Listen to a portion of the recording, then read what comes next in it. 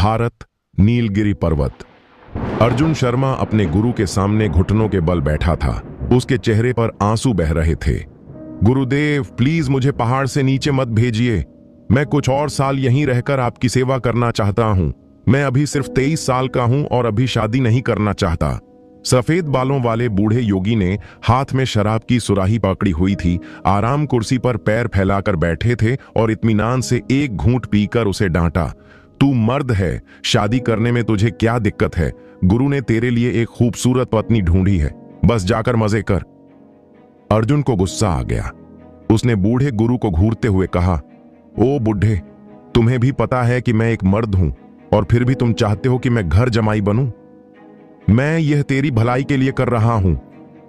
बूढ़े योगी उठकर बैठ गए, अर्जुन के कंधे पर थपकी दी और गंभीरता से कहा, सिंघानिया परिवार की वह लड़की हजारों में एक दिव्य कन्या है और वह तुम्हारे जैसे दिव्य पुरुष के लिए स्वर्ग में बनी एक आदर्श जोड़ी है। तुम्हारे गुरु ने बड़ी मुश्किल से यह रिश्ता तय किया है। तुम्हें इसे तोड़ना नहीं चाहिए। मैंने तो सुना है कि आपने सिंघानिया परिवार से विदेशी शराब की 20 पेटियां लेने के चक्कर में यह शादी तय कर दी। अर्जुन ने तिरछी नजरों से बूढ़े गुरु को देखा। बूढ़े योगी का चेहरा शर्मिंदगी से लाल हो गया और उन्होंने जोर से खांसते हुए कहा, अरे ये किस गप्पी ने कहा? अर्जुन शर्मा, क्या तुझे लगता है कि तेरे गुरु ने तुझे सिर्फ 20 पेटियों के लिए बेच दिया? हां, अर्जुन ने बिना झिझके सिर हिलाया। यह बूढ़ा एक घूंट शराब के लिए कुछ भी कर सकता था, तो चेले को बेचना कौन सी बड़ी बात थी? बूढ़े योगी ने दुखी होने का नाटक किया। धत लड़के, तूने अपने गुरु पर गलत इल्जाम लगाया है। तेरे गुरु ने एक बार तेरी कुंडली देखी थी और नैना सिंघानिया ही इस जीवन के लिए तेरी आदर्श जोड़ी है। अर्जुन गुस्से में चिल्लाया, आपकी कुंडली जाए भाड़ में, मैं कभी घर जमाई नहीं बनूंगा, भूल जाइए। वैसे भी मैं एक साधु हूं, मैं शादी कैसे कर सकता हूं? बूढ़े योगी ने उसे घूर कर देखा। तू काहे का साधु है? मैं योगी भीमसेन 40 साल से तपस्या कर रहा हूं और मेरे सिखाए हुए चेले साधु बनेंगे। क्या तू मेरी बुद्धि का अपमान कर रहा है? किसने दी तुझे दीक्षा? अर्जुन ने आंखें घुमाई। अगर मैं साधु नहीं हूं तो आपने बचपन से मेरा सिर क्यों मुंडवा रखा है? बूढ़े योगी ने कहा, मेरा मन किया तुझे बड़े बाल देने की जगह टकला कर दूं। क्या नहीं कर सकता? कितना आसान है, पानी बिजली सब बचता है और देखने में भी सुकून मिलता है। बुढ़े, मतलब इस मामले में कोई गुंजाइश नहीं है ना? अर्जुन हताश होकर खड़ा हो गया। ऐसा लग रहा था कि बूढ़े गुरु ने उसे पहाड़ से नीचे भेजने का पक्का मन बना लिया था। बूढ़े योगी ने सिर हिलाया, मैंने तेरे लिए टिकट भी खरीद ली है। तू आज ही पहाड़ से नीचे जा सकता है और 2 घंटे में गुरुग्राम पहुंच जाएगा। नैना सिंघानिया तुझे स्टेशन पर लेने आएगी। तुम लोग कल ही शादी का रजिस्ट्रेशन करवा लेना और हां, भागने की सोचना भी मत। मैं तुझे याद दिला दूं कि सिंघानिया परिवार 18 साल पहले हुए केबल कार हादसे के बारे में शायद जानता है। अर्जुन, जो पहले तो आज्ञा मानने का नाटक करके पहाड़ से नीचे उतरते ही भाग जाने की फिराक में था, यह सुनकर सन्न रह गया। उसका चेहरा उतर गया और उसने कमजोर आवाज में कहा, ठीक है, तो मैं अभी पहाड़ से नीचे जाता हूं। बूढ़े योगी की खुशी का ठिकाना न रहा। आखिरकार उसने इस लड़के को मना ही लिया और अब वह शांति से सिंघानिया परिवार की 20 पेटियां स्वीकार कर सकता था। यह कोई मामूली शराब नहीं थी। यह सरकारी दावतों के लिए विशेष रूप से तैयार की गई एक शानदार की शराब थी, जिसकी हर बोतल की कीमत 5000 से ज्यादा थी। अचानक बूढ़े योगी के पेट में तेज दर्द उठा और वह कराहने लगे। अर्जुन शर्मा मुस्कुराया और उनसे बोला, बुढ़े, आपने मुझे घर जमाई बनाया तो मैंने आपको काले चमगादड़ के पेशाब से बना पौष्टिक सूप पिला दिया। मैं एक आज्ञाकारी शिष्य हूं, है ना? जल्दी से शौचालय जाइए, कहीं आपकी धोती न गंदी हो जाए। मैं जा रहा हूं, लेकिन बाद में आपसे मिलने जरूर आऊंगा। निकल जा, फिर कभी वापस मत आना। दुष्ट शिष्य, दुष्ट शिष्य! बूढ़े योगी भागते हुए चिल्लाए। शौचालय में कुछ देर बिताने के बाद आखिरकार उन्हें थोड़ी राहत मिली। इस लड़के ने पहाड़ के पीछे उस चट्टान से काले चमगादड़ का पेशाब निकाल लिया था, जहां बकरियां भी नहीं चढ़ सकती थीं, और उससे एक जहर बनाकर शराब में मिला दिया था और महान वैद्य योगी भीमसेन को भी इसकी भनक नहीं लगने दी।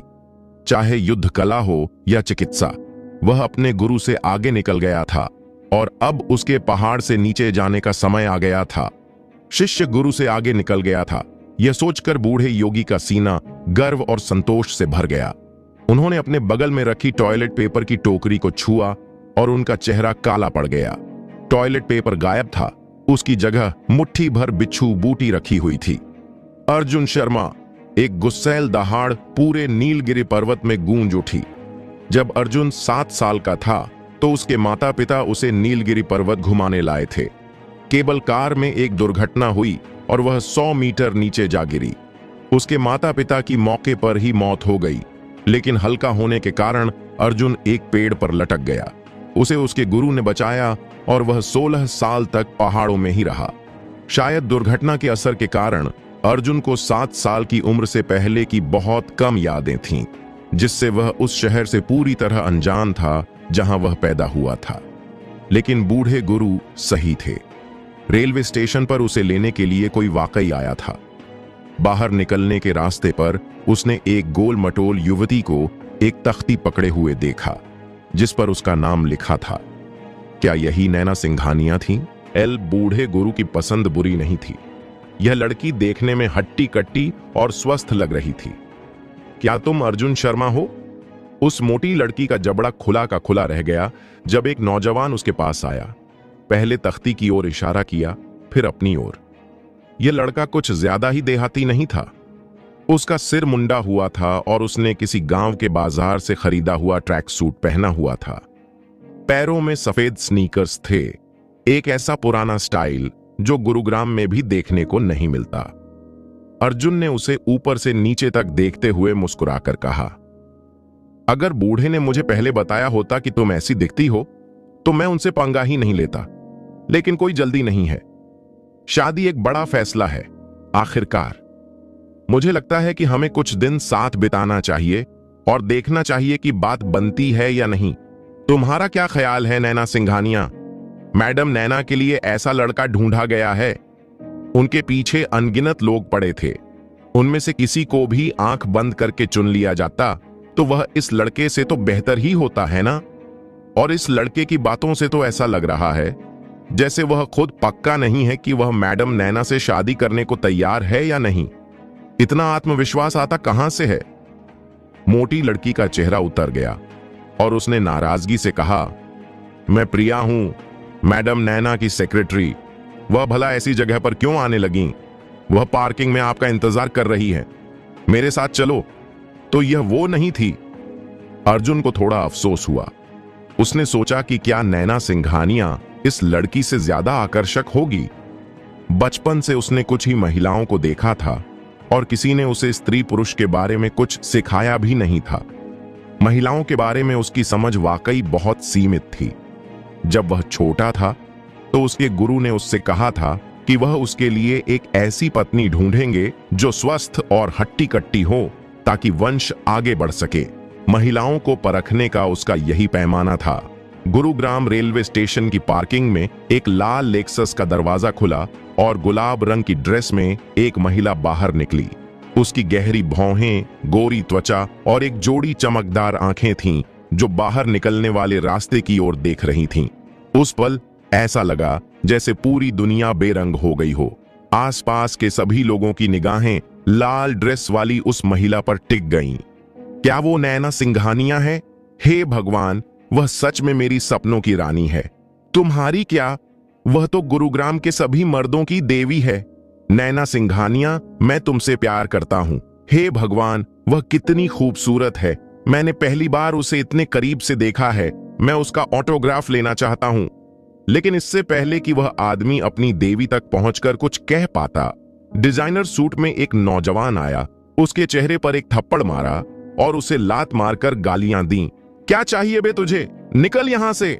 जिस आदमी को बिना वजह थप्पड़ और लात पड़ी थी वह गुस्सा होने ही वाला था, लेकिन जैसे ही उसने उस नौजवान का चेहरा देखा वह अचानक सिकुड़ गया। उसने अपना चेहरा ढक लिया और उस नौजवान से झुककर माफी मांगी। माफ करना विक्रम साहब, मैं अभी गायब हो जाता हूं। गुरुग्राम में लगभग हर कोई जानता था कि यह विक्रम राठौर नैना सिंघानिया के पीछे पड़ा हुआ था। उसमें हैसियत भी थी, जवान, अमीर और अरबों की संपत्ति का मालिक। कौन उससे मुकाबला करने की हिम्मत कर सकता था? तुम यहां क्या कर रहे हो? नैना ने भौहें सिकोड़ी। विक्रम के लिए उसके मन में कोई अच्छी भावना नहीं थी। वह घमंडी और बदतमीज था। उसका चरित्र बहुत खराब था। वह एक परेशान करने वाली मक्खी जैसा था। जहां भी वह जाती पीछे पीछे चला आता। विक्रम राठौर मुस्कुराया और बोला, नैना, मैंने सुना कि तुम खुद किसी को लेने स्टेशन आई हो। मैं तो बस यह देखने आया था कि वह कौन है जिसकी इतनी बड़ी हैसियत है। इससे तुम्हारा क्या लेना देना? नैना उसे भगाने ही वाली थी कि सेक्रेटरी वापस आ गई और उससे बोली, नैना मैम, मेहमान आ गए हैं। यह मैं, नैना सिंघानिया, ऐसे गंवार से शादी करूंगी? नैना ने अर्जुन को ऐसे देखा जैसे उसने गोबर का ढेर देख लिया हो और उसे अकथनीय घिन महसूस हुई। लेकिन इससे पहले कि वह कुछ कह पाती, उस गोबर के ढेर ने ही घृणा से चिल्लाकर कहा, तुम नैना सिंघानिया हो? मुझे तुमसे शादी करनी है? न तुम्हारी छाती है न कूल है। मैं यह शादी नहीं करूंगा। मुझे यह रिश्ता तोड़ना है। वहां इतनी शांति छा गई कि सुई गिरने की आवाज भी सुनाई दे जाती। ऐसा लगा जैसे हर किसी के सिर पर बिजली कड़क गई हो। उस गंवार ने क्या कहा? वह गुरुग्राम के मर्दों के दिलों की देवी से शादी तोड़ना चाहता है और उसने देवी का अपमान भी किया। वह सगाई तोड़ना चाहता था। नैना सिंघानिया इतनी शर्मिंदा हुई कि उसका मन किया जमीन फट जाए और वह उसमें समा जाए। वह हमेशा से ऊंचे ओहदे पर रही थी। सड़क पर उसके शरीर को लेकर किसी ने ऐसी भद्दी टिप्पणी कब की थी? और इससे भी ज्यादा अपमानजनक बात यह थी कि हजारों लोगों की चहेती देवी को इस गंवार ने ठुकरा दिया था। नैना का सच में मन कर रहा था कि वह मौके पर ही उसका गला घोंट दे। तुम क्या बकवास कर रहे हो? अगर दादी ने जिद न की होती तो तुम्हें क्या लगता है कि मैं इस शादी के लिए मान जाती? तुम्हें मेरा अपमान करने की क्या औकात है? क्या तुम्हें लगता है कि मैं तुम जैसे पुराने जमाने के जाहिल से शादी करने को तैयार हूं? नैना गुस्से से आग बबूला हो गई और अर्जुन पर बरस पड़ी। प्रिया ने मैडम नैना को कभी इस तरह आपा खोते नहीं देखा था। वह चौंक गई और जल्दी से नैना के कान में फुसफुसाई, मैम, चलिए घर चलकर इस बारे में बात करते हैं। हाँ, यह सही है। सबके सामने इस बारे में बात करना ठीक नहीं है। घर जाकर इस लड़के को समझाना होगा और फिर उसे दफा हो जाने के लिए कहना होगा। नैना को भी स्थिति का एहसास हुआ और उसने मन ही मन खुद को जल्दबाजी करने के लिए कोसा। वह पहले कभी इतनी बेसब्र नहीं हुई थी। इस लड़के को देखते ही उसने अपने गुस्से पर काबू क्यों खो दिया? तभी बगल से विक्रम राठौर की आवाज आई, नैना, क्या यही वह आदमी है जिसे तुम लेने आई हो? मुझे समझ नहीं आता कि अंकल सोच क्या रहे हैं। सड़क से पकड़े हुए किसी भी आदमी को ले आते तो वह भी इस लड़के से बेहतर होता है ना? यह है क्या चीज? इतनी कम उम्र में टकला है और इतने पुराने जमाने के कपड़े पहनता है। यह तो तुम्हारे जूते उठाने के लायक भी नहीं है और तुम इससे शादी करना चाहती हो? नैना, जो पहले से ही बुरे मूड में थी, ने काले चेहरे के साथ उससे कहा, विक्रम, तुम्हें मेरे मामलों में दखल देने की जरूरत नहीं है। विक्रम ने होंठ सिकोड़ कर कहा, मैं भी दखल नहीं देना चाहता, लेकिन नैना की दोपहर में एक मीटिंग है। अगर इन गली मोहल्ले के टपोरियों की वजह से उसका मूड खराब हो गया तो यह कंपनी का नुकसान होगा। मुड़कर विक्रम ने अपनी नाक पर हाथ रख लिया जैसे उसे कोई बदबू आ रही हो और अर्जुन से घृणा से कहा, ए लड़के, मुझे परवाह नहीं कि तुम कौन हो, यहां चिल्लाओ मत। मैं तुम्हें 3 मिनट देता हूं, टिकट खरीदो और जहां से आए हो वहीं वापस चले जाओ। अरे तुम कौन होते हो बीच में कूदकर मुझे डांटने वाले? अर्जुन ने विक्रम पर एक नजर डाली, अपनी नाक खुजलाई और उससे पूछा, यहां से हटोगे ताकि मैं देख सकूं?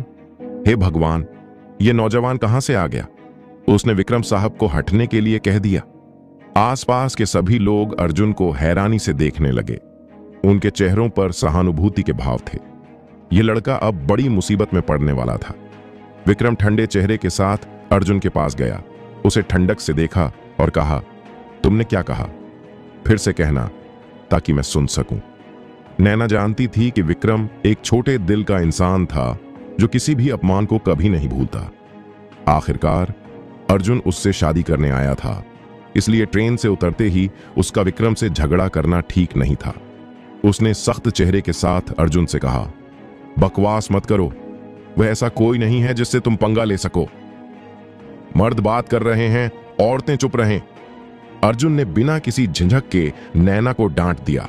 विक्रम पर एक नजर डाली और कहा, साफ सुनाई नहीं दिया है ना? इधर आओ और पास से सुनो। मैंने कहा, यहां से हटो ताकि मैं देख सकूं। इस बार साफ सुनाई दिया? तू मौत को बुला रहा है, विक्रम गुस्से में चिल्लाया, अपना हाथ उठाया और अर्जुन के चेहरे पर थप्पड़ मारने के लिए आगे बढ़ा। छटाक! एक जोरदार थप्पड़ की आवाज गूंजी। नैना का चेहरा पीला पड़ गया और उसने धीमी आवाज में कहा, तुम इसी लायक हो। मैंने कहा था बकवास मत करो, लेकिन तुम नहीं माने। अब जब पिट गए तो सीधे हो गए। मुझे औरत कहा, मुझे चुप रहने के लिए कहा। आसपास के लोग भी सिर हिलाने लगे। यह गंवार सच में बहुत घमंडी था। क्या उसने सच में गुरुग्राम को अपना छोटा सा पहाड़ी गांव समझ लिया था जहां वह जो चाहे कर सकता है? उसने विक्रम साहब जैसे रुतबे वाले आदमी से पंगा ले लिया था। अब उसकी जिंदगी में कभी अच्छा नहीं होगा। प्रिया चीख पड़ी। उसने अपने मुंह पर हाथ रख लिया और अविश्वास के भाव से अपने सामने खड़े दोनों आदमियों को देखने लगी। यह तो विक्रम था जो 2 कदम लड़खड़ाया, अपने चेहरे को हाथों से ढंके हुए और अर्जुन को उलझन भरी नजरों से देख रहा था। तुमने उसे क्यों मारा? उसने शुरू से अंत तक दूसरे को कोई हरकत करते नहीं देखा था, लेकिन उसके चेहरे पर एक जोरदार थप्पड़ पड़ चुका था। आसपास के लोगों को तब जाकर समझ आया कि क्या हुआ था और वे तुरंत दंग रह गए। यह लड़का सच में बहुत ढीठ था। उसने विक्रम साहब को ही मार दिया। विक्रम ने सिर घुमाकर खून का एक घूंट थूका और दर्द तुरंत महसूस हुआ। उसका चेहरा बेहद बदसूरत हो गया था। उसने अर्जुन को घूर कर कहा, तेरी हिम्मत कैसे हुई मुझे मारने की? तू जानता है मैं कौन हूं? अर्जुन ने घृणा से अपने हाथ झाड़े और तिरस्कार से कहा, तुम एक जनाना हो जो पाउडर लगाता है और इत्र छिड़कता है। मुझे तुम्हें जानने की क्या जरूरत है? कहीं तुम कोई हिजड़े तो नहीं हो? अगर हो भी तो मुझे तुम पसंद नहीं। विक्रम इतना गुस्से में था कि उसके फेफड़े फटने वाले थे। उसने दांत पीसकर अर्जुन को कोसा, ठीक है, तुम सच में बहुत बहादुर हो। आज से हमारे बीच यह दुश्मनी हो गई। अगर मैंने, विक्रम राठौर ने, तुझे जमीन पर गिराकर बाप न बुलवाया तो मैं भी तेरा ही सरनेम अपना लूंगा। मुझे तुम जैसा पोता नहीं चाहिए। अर्जुन ने होंठ सिकोड़े, अपनी आंखें सिकोड़ी और विक्रम से कहा, बेहतर होगा कि तुम मुझे उकसाओ मत, वरना मुझे डर है कि मैं गलती से तुम्हें पीट पीट कर मार डालूंगा। बहुत हुआ।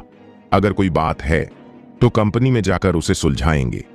नैना ने एक गहरी सांस ली और दोनों के बीच की लड़ाई को रोका। वह सच में इस आदमी के साथ और बेइज्जती नहीं सह सकती थी। विक्रम ने बोलना बंद कर दिया और दांत पीसकर अर्जुन को देखने लगा। हालांकि वह आमतौर पर बहुत दबंग और घमंडी था, लेकिन वह मूर्ख नहीं था। अब तक वह देख चुका था कि इस गंवार को मार्शल आर्ट्स आता है और वह बहुत मजबूत है। वह उसका मुकाबला नहीं कर सकता था। कोई बात नहीं, सज्जन का बदला 10 साल बाद भी ठंडा नहीं होता। भविष्य में इस लड़के से निपटने के लिए बहुत समय मिलेगा। अर्जुन भी बेपरवाह लग रहा था। जब वह यहां आ ही गया है तो सगाई तोड़ने से पहले उसे सब कुछ साफ करना था, ताकि वापस जाने के बाद बूढ़ा उसे परेशान न करे। नैना ने कार का दरवाजा खोला और अर्जुन को कार में बैठने के लिए कहने ही वाली थी कि उसने सुना, विक्रम अर्जुन को ठंडक से देख रहा है और कह रहा है, क्या तुम मेरी कार में बैठने की हिम्मत करते हो? वह नहीं चाहता था कि यह गंवार नैना के साथ एक ही कार में बैठे। जरा सा भी संपर्क नैना के लिए एक अपमान माना जाएगा। नैना बेशक जानती थी कि विक्रम के इरादे क्या थे। यह लड़का एक रेसिंग गैंग का सदस्य था और आधी रात को रेस लगाना पसंद करता था। अभी अभी अर्जुन से थप्पड़ खाने के बाद वह ड्राइविंग का मौका इस्तेमाल करके उससे बदला लेना चाहता था। हालांकि नैना भी अर्जुन से नाराज थी और उसके साथ बैठने को तैयार नहीं थी, इसलिए उसने कुछ नहीं कहा और अपनी कार में बैठ गई। ये जानते हुए भी कि इस आदमी के इरादे नेक नहीं थे, अर्जुन बिल्कुल भी नहीं झिझका। उसने होंठ सिकोड़ कर कहा, ऐसी कोई कार नहीं है जिसमें मैं बैठने की हिम्मत न करूं। ठीक है, चलो, वह रही। विक्रम ने बगल में खड़ी एक पीली लैम्बोर्गिनी की ओर इशारा किया। उसने कार की चाबियां भी नहीं निकाली और अर्जुन से कहा, जाओ और बैठो। अर्जुन कार के पास गया और दरवाजे को खींचा, लेकिन वह नहीं खुला। उसके पीछे से विक्रम की हंसी की आवाज आई। क्या हुआ, बैठ नहीं सकते? दरवाजा तो पहले से ही खुला है, लेकिन तुम्हें खोलना नहीं आता। विक्रम हाथ बांधकर खड़ा था और अर्जुन को व्यंग्य भरी नजरों से देख रहा था। तुम एक गंवार हो, फिर भी नहीं मानते? जानते हो ये कौन सी कार है? जानते हो इसका दरवाजा कैसे खोलते हैं? जानते हो ये कितने की है? नहीं जानते? क्या पहली बार देख रहे हो? गंवार तो गंवार ही होते हैं। मैंने तुम्हें इतनी अच्छी कार दी, लेकिन तुम उसमें बैठ भी नहीं सकते, चलाना तो दूर की बात है। अर्जुन के होठों पर एक शरारती मुस्कान फैल गई। उसने विक्रम पर एक नजर डाली और कहा, किसने कहा कि मुझे दरवाजा खोलना नहीं आता? धड़ाम! उसने दरवाजे पर जहां वह जुड़ा हुआ था एक जोरदार थप्पड़ मारा, फिर दरवाजे के हैंडल को पकड़कर बाहर की ओर खींचा। एक खटाक की आवाज के साथ पूरा दरवाजा बाहर आ गया। यात्री सीट पर बैठने के लिए झुकते हुए अर्जुन ने लापरवाही से दरवाजे को जमीन पर फेंक दिया और विक्रम से कहा, देखो, मैं अब अंदर हूं। उसके आसपास की भीड़ एक बार फिर सन्न रह गई। यह आदमी किस तरह का राक्षस था? बस एक हल्के से झटके से उसने पूरा दरवाजा ही उखाड़ दिया। उसे कितनी ताकत की जरूरत पड़ी होगी? उसने यह कैसे किया? सबसे जरूरी बात, यह लाखों की लैम्बोर्गिनी है। वे कार के दरवाजे को कबाड़ की तरह जमीन पर कैसे फेंक सकते थे? गुरुग्राम की एयरपोर्ट रोड पर एक लैम्बोर्गिनी तेजी से गुजर रही थी, जिसे देखकर राहगीर मुड़ मुड़ कर देख रहे थे। उन्होंने बिना छत वाली गाड़ियां तो कई बार देखी थीं, लेकिन बिना दरवाजे वाली गाड़ी सच में एक अनोखी चीज थी। गाड़ी चला रहे विक्रम राठौर का मन कर रहा था कि वह अर्जुन शर्मा को सड़क पर धक्के मारकर गिरा दे। उसने अभी अभी 3.5 करोड़ रुपए से ज्यादा में एक बिल्कुल नई कार खरीदी थी, जिसे 1 महीना भी नहीं हुआ था। नंबर प्लेट मुश्किल से लगी थी और सीट ठीक से गर्म भी नहीं हुई थी कि उसका दरवाजा ही उखाड़ दिया गया। विक्रम के दिमाग में बस एक ही ख्याल था, इस हरामजादे को जान से मार देना है। मुझे मुआवजे की भी परवाह नहीं है, मुझे बस तेरी जान चाहिए। नैना सिंघानिया की कार बहुत पीछे रह गई थी और विक्रम ने एयरपोर्ट रोड से गाड़ी मोड़कर दिल्ली जयपुर एक्सप्रेसवे पर चढ़ा दी। अब अर्जुन की जिंदगी उसके, विक्रम के हाथों में थी। यह गंवार गाड़ी में बीमार पड़ गया था। जैसे ही वह अंदर बैठा, वह सीट पर धंस गया। उसका शरीर सीधा हो गया और उसके पैर सामने मजबूती से टिक गए। उसने दोनों हाथों से सीट को कसकर पकड़ लिया। उसका चेहरा पीला पड़ गया था और आंखें बंद थीं। इसमें कोई हैरानी की बात नहीं थी। उसके देहाती पहनावे को देखते हुए यह जरूर उसका पहली बार ऐसी लग्जरी कार में बैठना होगा। उसे यह भी समझ नहीं आ रहा था कि सीट बेल्ट कैसे बांधें, इसलिए उसे गाड़ी में चक्कर आ रहे थे। विक्रम चाहता था कि यह लड़का सीट बेल्ट न पहने, क्योंकि उसकी तरफ कोई दरवाजा नहीं था। यह सीधे मौत के कुएं में कदम रखने जैसा था, जिससे बचना नामुमकिन था। गाड़ी पहले से ही 180 किलोमीटर प्रति घंटे की रफ्तार से ऊपर चल रही थी, लेकिन विक्रम को अब भी यह काफी नहीं लग रहा था। उसने फिर से एक्सीलरेटर पर पैर दबाया और स्पीडोमीटर की सुई तेजी से 200 के पास पहुंच गई। उसके बगल में बैठे अर्जुन ने अपने कपड़ों के अंदर हाथ डाला और कांपते हुए सिगरेट के डिब्बे के आकार का एक लकड़ी का बक्सा निकाला और उसे धीरे धीरे खोला। यह लड़का क्या कर रहा है? विक्रम ने सिर घुमाकर उस छोटे से लकड़ी के बक्से पर नजर डाली, जो लंबी पतली चांदी की सुइयों से भरा हुआ था। उस गंवार ने 3 चांदी की सुइयां निकाली और उन्हें अपने माथे और सिर के ऊपरी हिस्से में चुभो लिया। फिर राहत की सांस ली और उसके चेहरे पर धीरे धीरे लाली आने लगी। ये क्या बकवास है? विक्रम दंग रह गया। उसे समझ नहीं आया कि उसके बगल वाला लड़का क्या कर रहा है, लेकिन वह कुछ भी कर ले, इस लड़के की जान नहीं बच सकती। बस एक तेज मोड़ और वह गाड़ी से बाहर फेंक दिया जाएगा। इस इलाके में ज्यादा गाड़ियां नहीं थीं और आगे एक मोड़ था, जिसका इस्तेमाल वह गाड़ी को घुमाने के लिए कर सकता था। उस लड़के के बगल में कोई दरवाजा नहीं था और उसने सीट बेल्ट भी नहीं पहनी थी। वह निश्चित रूप से बाहर फेंक दिया जाएगा। उस रफ्तार पर उसका मरना तय था। मार्शल आर्ट्स का क्या फायदा? अगर तुम मुझसे पंगा लोगे तो तुम्हारी मौत पक्की है। विक्रम के चेहरे पर एक क्रूर मुस्कान तैर गई, जैसे कि उसने गति सीमा का साइन बोर्ड देखा ही न हो। उसने एक्सीलरेटर पर जोर से पैर मारा फिर अचानक हैंड ब्रेक खींचा और तेजी से बाईं ओर गाड़ी घुमा दी। टायर तेज रफ्तार से सड़क पर चीखने लगे और जबरदस्त बल ने अंदर के सारे सामान को दाईं ओर फेंक दिया। अब देखता हूं तू कैसे बचता है। विक्रम ने जल्दी से गाड़ी को स्थिर किया और गति धीमी कर दी। एक कुटिल मुस्कान के साथ उसने अपनी बगल में देखा और उसका चेहरा डर से सफेद पड़ गया। यात्री सीट जो खाली होनी चाहिए थी अब भी भरी हुई थी। वह सीधा खड़ा था, उसके पैरों और पीठ ने उसे अपनी जगह पर टिकाए रखा था। यह लड़का इतनी बुरी तरह से कैसे बच गया?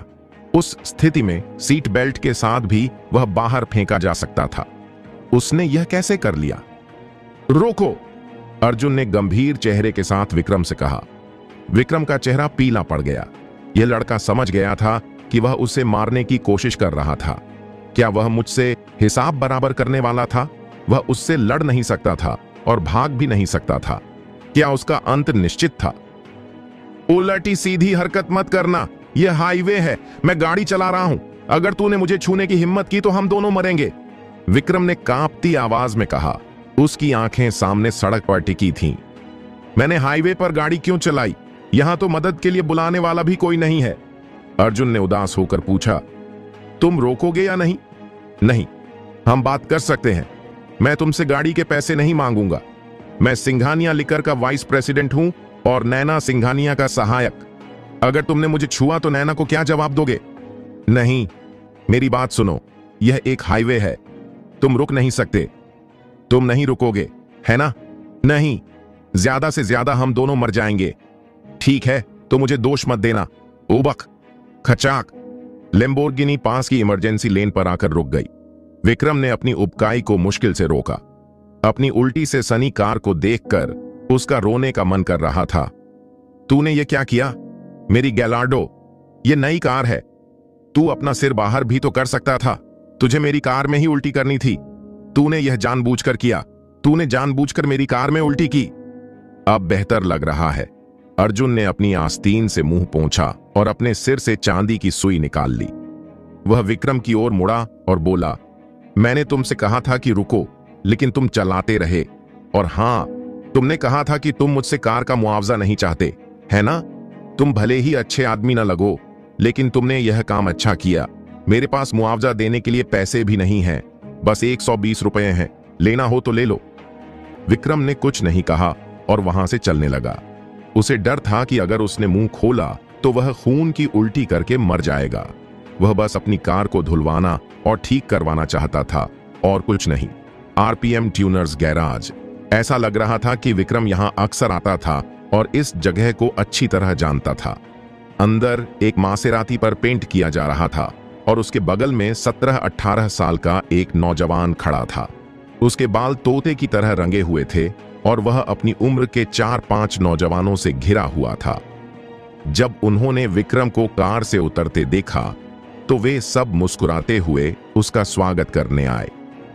विराज भाई, तोते जैसे बालों वाले लड़के को देखकर विक्रम का चेहरा खिल गया और वह उनसे बात करने चला गया, अर्जुन की ओर इशारा करते हुए। जल्द ही वे लोग इधर आ गए और विराज नाम के उस लड़के ने हाथ हिलाकर अर्जुन से कहा, इधर आ। अर्जुन ने चारों ओर देखा और पक्का किया कि लड़का उसे ही बुला रहा है। वह धीरे धीरे चलकर विराज के सामने खड़ा हो गया। क्या बात है? लड़कों का एक झुंड अर्जुन को डांटने लगा। जब बुलाया तो बस इधर आ जा, इतनी बकवास क्यों कर रहा है? विक्रम साहब, आप ऐसे टपोरी से परेशान हो रहे हैं? ये तो शहर में अभी अभी आया कोई मजदूर लग रहा है ना? हा हा हा, हमारे करोड़पति विक्रम साहब को एक धूल मिट्टी से सने गंवार ने परेशान कर दिया। कितनी मजेदार बात है। ठीक है विक्रम साहब, हम आपका गुस्सा शांत करने में मदद करेंगे। ये बस एक गंवार है, हम उसे एक उंगली से कुचल सकते हैं। करोड़पति सर्कल उन लोगों को कहा जाता था जिनके पास करोड़ों की लग्जरी कारें होती थीं। यह गुरुग्राम के अमीर बाप की बिगड़ी हुई औलादों का समूह था जो घमंडी और उपद्रवी थे। अर्जुन ने लड़कों को नजरअंदाज किया और विराज से कहा, तुम कौन हो? मुझसे क्या चाहते हो? सब हंस पड़े। विराज ने अपनी नाक की ओर इशारा किया। अपने चेहरे पर एक व्यंग्यात्मक मुस्कान के साथ अर्जुन को देखा और कहा, तू मुझे, विराज को, नहीं जानता और गुरुग्राम में टिकना चाहता है? अर्जुन ने उसकी ओर देखा और उत्सुकता से पूछा, गुरुग्राम में टिकने के लिए मुझे तुम्हें जानना क्यों जरूरी है? क्या तुम यहां आधार कार्ड बनाते हो? विराज अवाक रह गया और उसके बगल के लड़के इतनी जोर से हंसे कि वे सीधे खड़े नहीं हो पा रहे थे। कान में बाली पहने एक लड़के ने विराज से कहा, यह लड़का तो बेवकूफ है। विराज भाई, इससे बकवास करना बंद करो और इससे निपटो। अर्जुन ने सिर घुमाया, उसकी ओर देखा और कहा, लड़की तुम बेवकूफ हो, मैं तो उसे जानता भी नहीं था। फुस लड़की। विराज अब और नहीं रोक सका और कान में बाली पहने लड़के की ओर इशारा करके जोर से हंस पड़ा। बाली वाले आदमी ने गुस्से से मुंह बनाया और अर्जुन पर चिल्लाया, तू होगा लड़की, मैं एक मर्द हूं, क्या तू अंधा है? एक मर्द होकर तुमने बालियां क्यों पहनी हैं? एक मर्द को मर्दों वाले काम करने चाहिए, मुझे जनानों से नफरत है। अर्जुन ने बाली वाले आदमी को घृणा से देखा। बाली वाले आदमी ने अपने कान की ओर इशारा किया और कहा, यह फैशन है, फैशन छोड़ो। तुम जैसे गंवार को यह सब क्यों समझाऊं, जिसने कभी दुनिया नहीं देखी? साले बेवकूफ, घुटने टेक। उसने अपना हाथ उठाया और अर्जुन के चेहरे पर थप्पड़ मारने लगा, लेकिन इससे पहले कि वह उसे मार पाता, उसके खुद के चेहरे पर एक थप्पड़ पड़ा। वह अपनी जगह पर गोल गोल घूमा, उसके पैर लड़खड़ाए और वह घुटनों के बल गिर पड़ा। किशोरों के एक गिरोह ने हंगामा खड़ा कर दिया। वे हमेशा से ही दबंगई करते आए थे, लेकिन उन्होंने ऐसा घमंडी इंसान कब देखा था?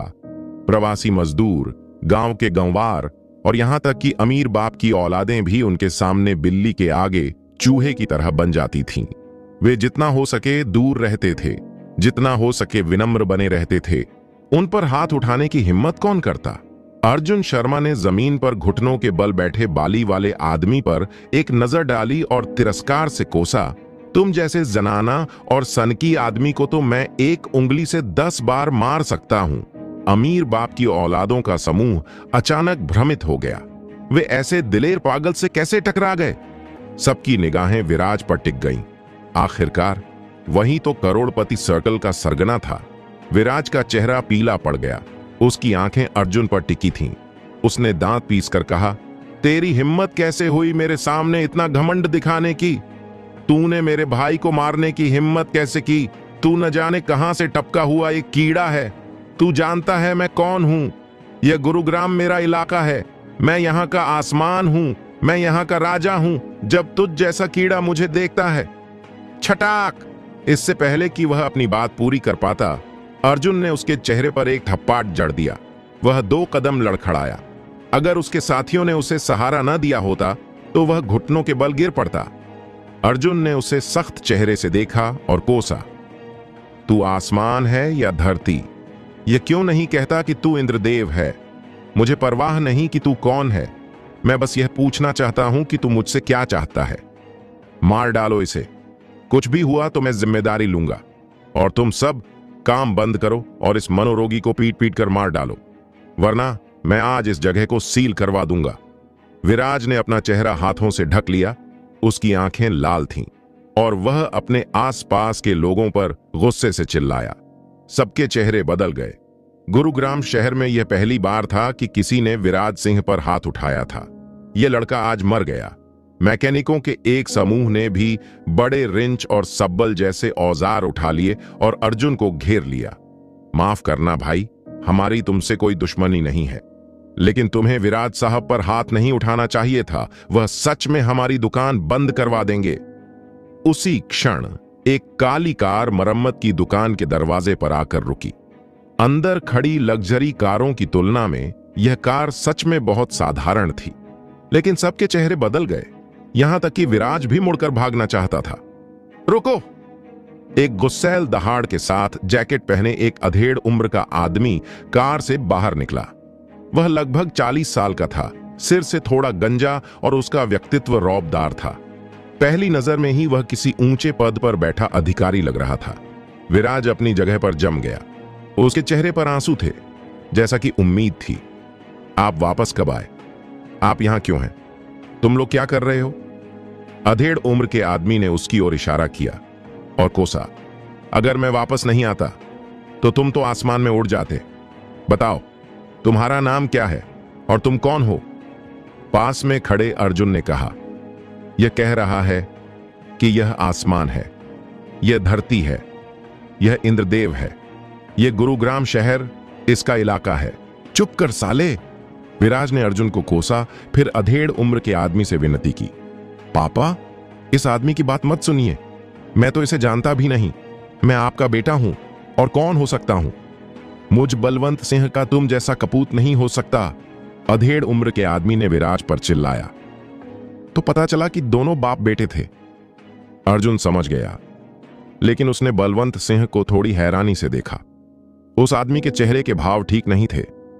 बलवंत सिंह ने विराज के सिर पर एक थप्पड़ मारा और कोसते हुए कहा, मुझे बाहर निरीक्षण पर गए 1 हफ्ते से भी कम हुआ है और तुमने मेरे लिए इतनी मुसीबतें खड़ी कर दी। तुमने 3 लोगों के परिवार को अस्पताल भेज दिया और उन्हें धमकी दी कि पुलिस को न बुलाएं। विराज, तुम सच में बहुत काबिल हो। तुमने एक ट्रैफिक पुलिस वाले को गाली देने और थप्पड़ मारने की भी हिम्मत की। तुम सच में खुद को राजा समझते हो। तुम। बलवंत सिंह बोलते बोलते और भी ज्यादा गुस्से में आ गए। उनका चेहरा नशे में धुत आदमी की तरह लाल हो गया और विराज की ओर इशारा करता हुआ उनका हाथ लगातार कांप रहा था। उसके आसपास के लोग इतने डर गए थे कि वे सांस भी नहीं ले पा रहे थे। हर कोई ऐसी जगह छिपने की कोशिश कर रहा था जहां बलवंत सिंह उन्हें न देख सके। अगर आपने इस आदमी को गुस्सा दिला दिया तो कोई भी खुश नहीं रहेगा। विराज थोड़ा असंतुष्ट था और उसने गर्दन अकड़ाकर बहस की। यह सिर्फ एक इलेक्ट्रिक बाइक से टक्कर थी और कोई मरा तो नहीं। यह कोई बड़ी बात नहीं है। वे ट्रैफिक पुलिस वाले क्यों इस पर इतना जोर दे रहे हैं? इसके अलावा मैंने मुआवजा दिया। हमारे पास पैसा है। अगर कोई मर भी जाता तो हम हर एक को 20-30 लाख रुपए दे सकते थे और हमारा परिवार यह खर्च उठा सकता है। आप इतने गुस्से में क्यों हैं? जानवर कहीं के। बलवंत सिंह ने विराज की ओर इशारा किया, हांफते हुए और पूरे शरीर से कांपते हुए। विराज ने होंठ सिकोड़े और असंतोष के भाव से कहा, पापा, आप मुझे जानवर कैसे कह सकते हैं? आनुवंशिक दृष्टिकोण से यह आपके लिए अच्छा नहीं है। विराज भाई, चुप हो जाओ। अंकल की तबीयत ठीक नहीं लग रही। बाली वाला आदमी खड़ा हुआ, दौड़ कर आया और बेहोश हो रहे बलवंत सिंह को गले लगा लिया। विराज भी डर गया। उसने बलवंत सिंह को गले लगाया और रोया, पापा, गुस्सा मत होइए। मैं तो बस आपको सच बता रहा था। पापा, मुझे डराइए मत। सब लोग घबरा गए। हर कोई कुछ ना कुछ कर रहा था। किसी ने चिल्लाया, बहस बंद करो, एम्बुलेंस को फोन करो।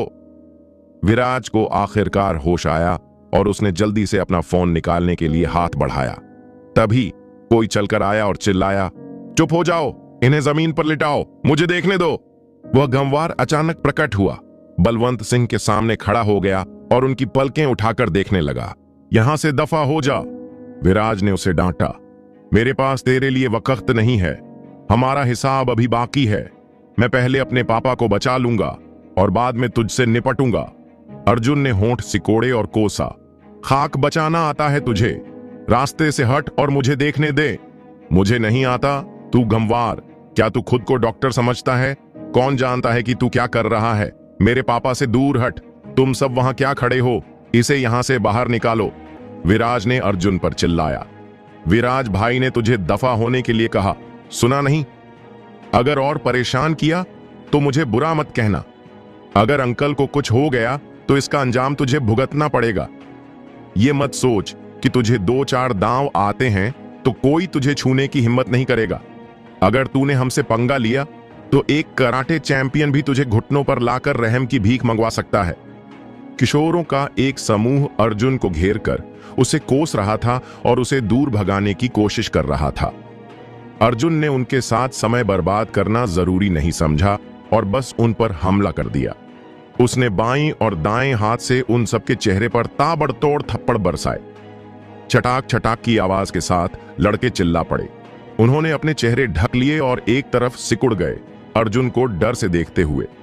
बलवंत सिंह का चेहरा देखकर अर्जुन ने विराज को जो कुछ कहने वाला था कोसा, अगर तू अपने बाप को मरते हुए देखना चाहता है तो मुझे रोकने की कोशिश करता रह। यह ब्रेन हैमरेज हो सकता है, वह कुछ ही मिनटों में मर सकता है। मैं उसका इलाज करना चाहता हूं, वह शायद अभी भी बच सकता है। अगर तुम बेवकूफ कोशिश करते रहे तो वह एक लाश बन जाएगा। विराज दंग रह गया, अर्जुन को हिचकिचाहट से देखते हुए। क्या यह लड़का सच में डॉक्टर हो सकता है? अर्जुन के पास और बकवास के लिए समय नहीं था। बलवंत सिंह का चेहरा पहले से ही काला पड़ रहा था। अगर उसने उसे नहीं बचाया तो बहुत देर हो जाएगी। जान दांव पर लगी थी। अर्जुन तेजी से विराज के पास गया, बलवंत सिंह को उठाया और सीधे बड़े मेंटेनेंस टेबल की ओर चल दिया। अपने दाहिने पैर से एक जोरदार लात मारकर उसने टेबल पर रखी हर चीज को जमीन पर गिरा दिया। मैकेनिकों की पलकें झपक गईं। उस पर एक वाइस थी जिसका वजन कम से कम 100 पाउंड था। उसने उसे रुई की तरह नीचे गिरा दिया। अगर उसने किसी को लात मारी होती तो क्या उसने उसे तोड़ नहीं दिया होता? अर्जुन ने बलवंत सिंह को टेबल पर लिटाया और जल्दी से अपनी जेब से एक कपड़े की थैली निकाली। उसे तेजी से खोलकर उसने कई चांदी की सुइयां निकाली और उन्हें बलवंत सिंह के सिर में चुभो दिया। फिर उसने एक तेज चाकू उठाया और उनके कान के पीछे एक चीरा लगाया, जिससे खून की धार बह निकली। यह क्या बकवास कर रहा है? विराज अर्जुन की ओर दौड़ा, उसे दूर धकेलने की कोशिश करते हुए। हिलना मत! अर्जुन बिना पीछे मुड़े उसके पेट में एक लात मारी, जिससे वह जमीन पर गिर गया। विराज उठकर अर्जुन से लड़ने की कोशिश कर रहा था, लेकिन उसने टेबल पर लेटे व्यक्ति को 2 बार खांसते हुए सुना। कुछ देर हांफने के बाद उन्होंने एक कर्कश आवाज में कहा, नौजवान, तुमने मेरी जान बचाई। उसने सच में किसी को बचा लिया। पूरा गिरोह हैरानी से यह दृश्य देख रहा था। यह लड़का आखिर है क्या बल्ला? यह लड़ भी सकता है और लोगों को बचा भी सकता है। यह तो अजय है। विराज सिंह का चेहरा ऐसा हो गया मानो उसे बवासीर का दौरा पड़ गया हो। काफी देर चुप रहने के बाद उसने दबी आवाज में अर्जुन शर्मा से कहा, चूंकि तुमने मेरे पिता को बचाया है तो चलो हम अपनी दुश्मनी खत्म कर देते हैं। मैं अब तुमसे कोई बैर नहीं रखूंगा। अर्जुन ने विराज की ओर देखा और अपना हाथ उठाया। विराज को लगा कि वह उसे थप्पड़ मारने वाला है, इसलिए वह पीछे हट गया और अपने चेहरे को हाथों से ढक लिया। पीछे हटते हुए उसने अर्जुन को कोसा, तेरा अभी भी मन नहीं भरा है ना? अर्जुन ने बस अपने हाथों से खून झटक दिया। विराज पर होंठ सिकोड़ कर कहा, अगर तूने मुझे फिर से उकसाया तो मैं तेरे बाप के सामने भी तुझसे निपटना जारी रखूंगा। विराज को नजरअंदाज करते हुए अर्जुन ने भौहें सिकोड़ी और बलवंत सिंह को देखकर कहा, मुझे लगा था कि आपको ब्रेन हैमरेज हुआ है, लेकिन अब ऐसा नहीं लगता। आपके सिर में अभी भी कुछ है। अगर आप उसे नहीं निकालेंगे तो आप ठीक नहीं होंगे। बलवंत सिंह ने हैरानी से अर्जुन को देखा और कहा, भाई, तुम सच में देवता हो। सच कहूं तो मैं पहले एक सैनिक था। मेरे सिर में एक गोली लगी थी और मैं बच गया। मैं सालों से इसे निकालने की कोशिश कर रहा हूं और सभी बड़े अस्पतालों में जा चुका हूं। विशेषज्ञों ने कहा कि अगर इसे अंदर रहने दिया जाए तो मैं जीवित रह सकता हूं, लेकिन एक बार इसे निकाल दिया गया तो मैं खत्म हो जाऊंगा। ऐसा इसलिए है क्योंकि उनमें काबिलियत नहीं है। मैं इसे निकालने में तुम्हारी मदद कर सकता हूं, लेकिन मेरे पास अभी समय नहीं है। जब मैं फुर्सत में होऊंगा तो इसे निकालने में तुम्हारी मदद करूंगा, अर्जुन ने हल्के फुल्के अंदाज में कहा। विराज ने ठंडी सांस भरी, अर्जुन को तिरस्कार से देखा और कहा, डींगे हाँकते हुए तुझे शर्म भी नहीं आती? जिन डॉक्टरों ने मेरे पापा का ऑपरेशन किया है वे हमारे देश के शीर्ष सर्जिकल विशेषज्ञ और मस्तिष्क विशेषज्ञ हैं। जब वे भी कुछ नहीं कर सकते तो तुझ जैसे गंवार में इतनी काबिलियत कहां से आ गई? अर्जुन ने उसे एक लात मारी, जिससे वह लड़खड़ा गया और उसे तिरछी नजरों से देखते हुए डांटा, अभी की स्थिति को देखते हुए तू किसी शीर्ष विशेषज्ञ से कह कि वह तेरे पापा को 30 सेकंड के भीतर होश में लाए। देखूं कि वह ऐसा कर सकता है। तूने मुझे फिर मारा। तेरा अभी भी मन नहीं भरा है ना? मेरे पापा ने भी मुझे कभी इस तरह मारने की हिम्मत नहीं की। विराज बेचैन हो गया। यह गंवार बहुत ज्यादा घमंडी था। उसने उसे गुरुग्राम के शहजादे को गंभीरता से नहीं लिया। उसने बचपन से ऐसा अपमान कभी नहीं सहा था।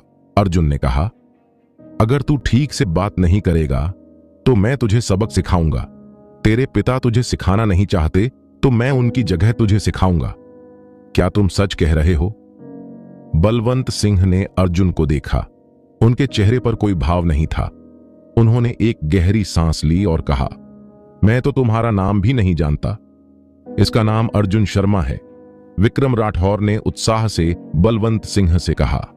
वह मूल रूप से विराज का इस्तेमाल करके इस गंवार को सबक सिखाना चाहता था, लेकिन उसे उम्मीद नहीं थी कि पूरा गिरोह ही इस लड़के से सबक सीख लेगा। अब जब अर्जुन ने बलवंत सिंह के सामने इतनी बड़ी बड़ी बातें करने की हिम्मत की तो विक्रम का दिल खुशी से भर गया। ओ गंवार, तुझे पता भी है कि तेरे बगल में यह आदमी कौन है ना? देख तो जरा, तू अभी भी इतना घमंडी है। देख तो जरा, तू अभी भी इतना एरोगेंट है। तूने अपने पिता के सामने विराज साहब को बदतमीज कहने की हिम्मत कैसे की? क्या यह उनके पिता के चेहरे पर तमाचा नहीं है? वह तुम्हें कैसे जाने दे सकता है? अपनी गर्दन पर लगे घाव से अभी भी खून रिसने की परवाह न करते हुए बलवंत सिंह उठे और अर्जुन के पास गए और उससे कहा, मैं भविष्य में श्रीमान अर्जुन से उस बिगड़े हुए लड़के को शिक्षित करने के लिए कहूंगा। अगर वह नहीं सुनता है तो आप उसे अपनी इच्छानुसार मारें या डांटें। इससे पहले कि अर्जुन मना कर पाता, बलवंत सिंह ने उदास चेहरे से कहा, श्रीमान अर्जुन, हंसिएगा मत। इस लड़के को मैंने और इसकी मां ने बिगाड़ दिया है। हम दोनों उसे मारने की हिम्मत नहीं कर पाते। लेकिन श्रीमान अर्जुन, आप नरम दिल मत बनिएगा। जैसे ही आपको पता चले कि उसने कुछ गलत किया है, आप उसे शिक्षित कर सकते हैं। जो कोई भी आपको रोकने की हिम्मत करे, बस मुझे बताइए और मैं उनसे निपट लूंगा। ये कहानी तो गलत दिशा में जा रही है। विक्रम हक्का बक्का रह गया। अर्जुन को ईर्ष्या भरी आंखों से देख रहा था जो बाहर निकलने वाली थीं। विराज ने दुखी चेहरे से बलवंत सिंह से कहा, पापा, आप यह क्या कर रहे हैं? क्या मुझे उसे शिक्षित करने की जरूरत है? क्या वह इस लायक है? वह है कौन? यह काफी शर्मनाक है कि गुरुग्राम के एक बड़े नेता का बेटा एक गंवार से पिट गया और अब आप चुप रहो। बलवंत सिंह ने विराज की नाक की ओर इशारा किया और कोसा, अगर कोई तुम्हें अनुशासित नहीं करेगा तो तुम्हें जल्द ही गोली मार दी जाएगी और मेरे इस बड़े नेता के करियर का भी अंत हो जाएगा। तुम्हें इस मामले में आपत्ति करने का कोई अधिकार नहीं है। मुड़कर बलवंत सिंह ने अपना बिजनेस कार्ड निकाला और उसे अर्जुन को दिया। एक विनती भरे लहजे में, श्रीमान अर्जुन, मैं आपका समय बर्बाद नहीं करूंगा और आपसे उस पर नजर रखने के लिए कहूंगा। अगर आप उसे फिर से कोई बुरा काम करते हुए देखें तो विनम्रता न दिखाई, बस जाकर उसे पीटें। गुरुग्राम में सिर्फ आप ही उसे छूने की हिम्मत करते हैं, कोई और नहीं कर सकता। इसलिए प्लीज मुझे मना न करें। और आपने मेरी जान बचाई, मैं आपका बहुत आभारी रहूंगा। मुझे ऐसा क्यों लग रहा है कि मैं तुम्हारे जाल में फंस गया हूं? अर्जुन ने अवाक होकर बलवंत सिंह को देखा। मना करने ही वाला था, लेकिन विराज को खुद को घूरते हुए देखकर उसके होंठ के कोने मुड़ गए और उसने सिर हिलाकर कहा, ठीक है, मैं वादा करता हूं। उसने हाथ बढ़ाकर बिजनेस कार्ड ले लिया। बलवंत सिंह को उम्मीद थी कि अर्जुन कार्ड पर लिखे पदनामों से चौंक जाएगा और उनसे फेवर लेने की कोशिश करेगा, लेकिन उसने बस उस पर एक नजर डाली और उसे अपनी जेब में रख लिया। उसके चेहरे पर कोई बदलाव नहीं आया। इससे बलवंत सिंह को एहसास हुआ कि उन्होंने उसे गलत नहीं समझा था। यह नौजवान कोई साधारण व्यक्ति नहीं था। अर्जुन द्वारा बलवंत सिंह के घाव का इलाज करने और चांदी की सुई निकालने के बाद बलवंत सिंह ने उसे फिर से धन्यवाद दिया और उसे वापस भेजने पर जोर दिया। अर्जुन के पास मानने के अलावा कोई चारा नहीं था। गुरुग्राम, होटल मधुशाला। यह सिंघानिया लिखर का अपना होटल था और यह नैना सिंघानिया का मेहमानों के मनोरंजन के लिए निर्धारित स्थान भी था। 2 दिन बाद शादी का भोज यहीं होना था। हालांकि अभी तक कोई भव्य सजावट नहीं की गई थी। अगर संभव होता तो नैना सिंघानिया किसी को सजावट भी नहीं करने देती। वह तो शादी ही नहीं करना चाहती थी। रेलवे स्टेशन की पार्किंग में उस गंवार द्वारा उसका अपमान किए जाने का विचार ही उसे गुस्से से कंपा देता था। वह घमंडी हरामजादा। सेक्रेटरी प्रिया पास आई और धीरे से उससे बोली, नैना मैम, कोई खबर नहीं है। नैना ने भौहें सिकोड़ी और उससे कहा, जांच जारी रखो, 2 लोग ऐसे ही गायब नहीं हो सकते। जी, प्रिया ने जवाब दिया। फिर उलझन में पूछा, नैना मैम, क्या आप सच में उस लड़के को नापसंद नहीं करती?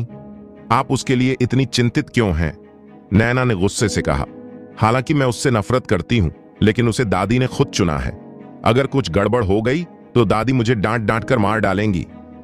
प्रिया ने फुसफुसाया, चिंता मत कीजिए नैना मैम, वाइस प्रेसिडेंट विक्रम अपनी हदें जानते हैं। वह बहुत आगे नहीं बढ़ेंगे। विक्रम में इतनी हिम्मत नहीं है। नैना ने तिरस्कार से होंठ सिकोड़े और कहा, उस जैसे लोग सिर्फ अपनी दौलत के दम पर ईमानदार लोगों को धमकाते हैं। जब वे अपने से अमीर किसी से या अपनी जान जोखिम में डालने वाले किसी से मिलते हैं तो वह कायर बन जाता है। वह एक मुर्गी तक मारने की हिम्मत नहीं करता। तुम्हें क्या लगता है कि वह किसी को मारने की हिम्मत करेगा? प्रिया ने होंठ दबाकर मुस्कुराया। वाइस प्रेसिडेंट विक्रम वाकई वैसे ही इंसान थे, लेकिन यह बात नैना मैम कह सकती थीं। वह एक छोटी सी सेक्रेटरी यह कहने की हिम्मत नहीं कर सकती थी। नैना ने कहा, मैं उन दोनों से नफरत करती हूं, लेकिन मुझे विक्रम द्वारा उस लड़के को सबक सिखाने में कोई आपत्ति नहीं है। इस अनजान जगह पर आकर भी इतना घमंडी है, किसी को तो उसे थोड़ा संयमित होना सिखाना चाहिए। विक्रम के बहुत सारे दोस्त हैं, इसलिए उसके लिए एक गमवार से निपटना आसान होना चाहिए। मुझे लगता है कि वह लड़का भविष्य में तमीज से रहेगा। बात करते करते प्रिया का फोन बजा। जैसे ही उसने फोन उठाया, वह दंग रह गई। थोड़ी देर बाद उसने फोन काट दिया और नैना से कहा, नैना मैम, वह लड़का वापस आ गया है। नैना ने राहत की सांस ली और उससे कहा, क्या वह घायल है? चलो पहले उसे अस्पताल भेजते हैं। नहीं, प्रिया ने सिर हिलाया और एक जटिल भाव से कहा, बाहर के सिक्योरिटी गार्ड ने कहा कि जो व्यक्ति उसे वापस छोड़ने आया था वह कोई बहुत बड़ा साहब था। हालांकि नैना सिंघानिया उसकी आदर्श सुंदरता की कसौटी पर खरी नहीं उतरी, फिर भी अर्जुन शर्मा इस लंबे सफर और उसे खाना खिलाने के विचार के लिए आभारी था। शहर के रेस्टोरेंट पहाड़ों के ढाबों से कहीं बेहतर थे। सादा भोजन करने के आदी अर्जुन के मुंह में खाना शुरू करने से पहले ही अनजान व्यंजनों से भरी मेज को देखकर पानी आ रहा था। उसे इस तरह देखकर नैना के चेहरे पर बिना किसी लाग लपेट के तिरस्कार के भाव थे। उसने बेरुखी से कहा, प्रिया, आज दोपहर इसे मॉल ले जाकर कुछ कपड़े खरीदवा दो। मीटिंग के बाद मैं तुम्हें घर ले जाकर अपनी दादी से मिलवाऊंगी। उसे इसी का तो इंतजार था। अर्जुन की आंखें चमक उठीं और उसने नैना से कहा, तो फिर मैं तकल्लुफ नहीं करूंगा। उसने एक भुनी हुई मटन रान उठाई और उसे बड़े चाव से खाने लगा। उसे इस तरह खाते हुए देखकर नैना और उसके बगल में बैठी प्रिया के मन में घृणा भर गई, लेकिन अर्जुन ने इस पर बिल्कुल भी ध्यान नहीं दिया और यहां तक कि उन्हें भी गर्मजोशी से आमंत्रित किया। बस देखो मत, आओ साथ में खाओ, शर्माओ मत। कौन शर्मा रहा था? जैसे कि तुमने ही दावत दी हो। नैना और प्रिया ने उसकी ओर आंखें घुमाईं और चुपचाप एक दूसरे को देखा। अरे, तुम लोग खा रहे हो? कमरे के दरवाजे पर चिपचिपे बालों और पाउडर लगे चेहरे वाला एक नौजवान प्रकट हुआ। वह दरवाजे से ऐसे टिका हुआ था जैसे उसके शरीर में हड्डियां ही न हों। नैना का चेहरा बर्फ की तरह ठंडा था और उसने उस आदमी से बुरे मूड में कहा, नीरज, तुम यहां क्या कर रहे हो? क्या दुकान पर शांति है? ये क्या कह रही हो? मैं तुम्हारा चचेरा भाई हूं और मेरा अपनी ही कंपनी की इमारत में आकर घूमना फिरना तो स्वाभाविक है। नीरज सिंघानिया अंदर आया, अर्जुन की ओर देखे बिना, और प्रिया के बगल में बैठ गया। अर्जुन ने उसे नजरअंदाज कर दिया। वह उसे नहीं जानता था और उसे नमस्ते कहने में कोई दिलचस्पी नहीं थी। इस समय उसके हाथ में मौजूद बड़ी सी रान से ज्यादा स्वादिष्ट कोई नहीं था। नैना ने नीरज से भावहीन होकर कहा, तो तुम आराम से घूमो, मैं ऑफिस वापस जा रही हूं। नीरज मुस्कुराया और बोला, मत जाओ नैना, दूसरा भाई बहुत कम वापस आता है। क्या मैं तुमसे मिलकर बात नहीं कर सकता? जब तुम छोटी थीं तो तुम दूसरे भाई से सबसे ज्यादा जुड़ी हुई थीं।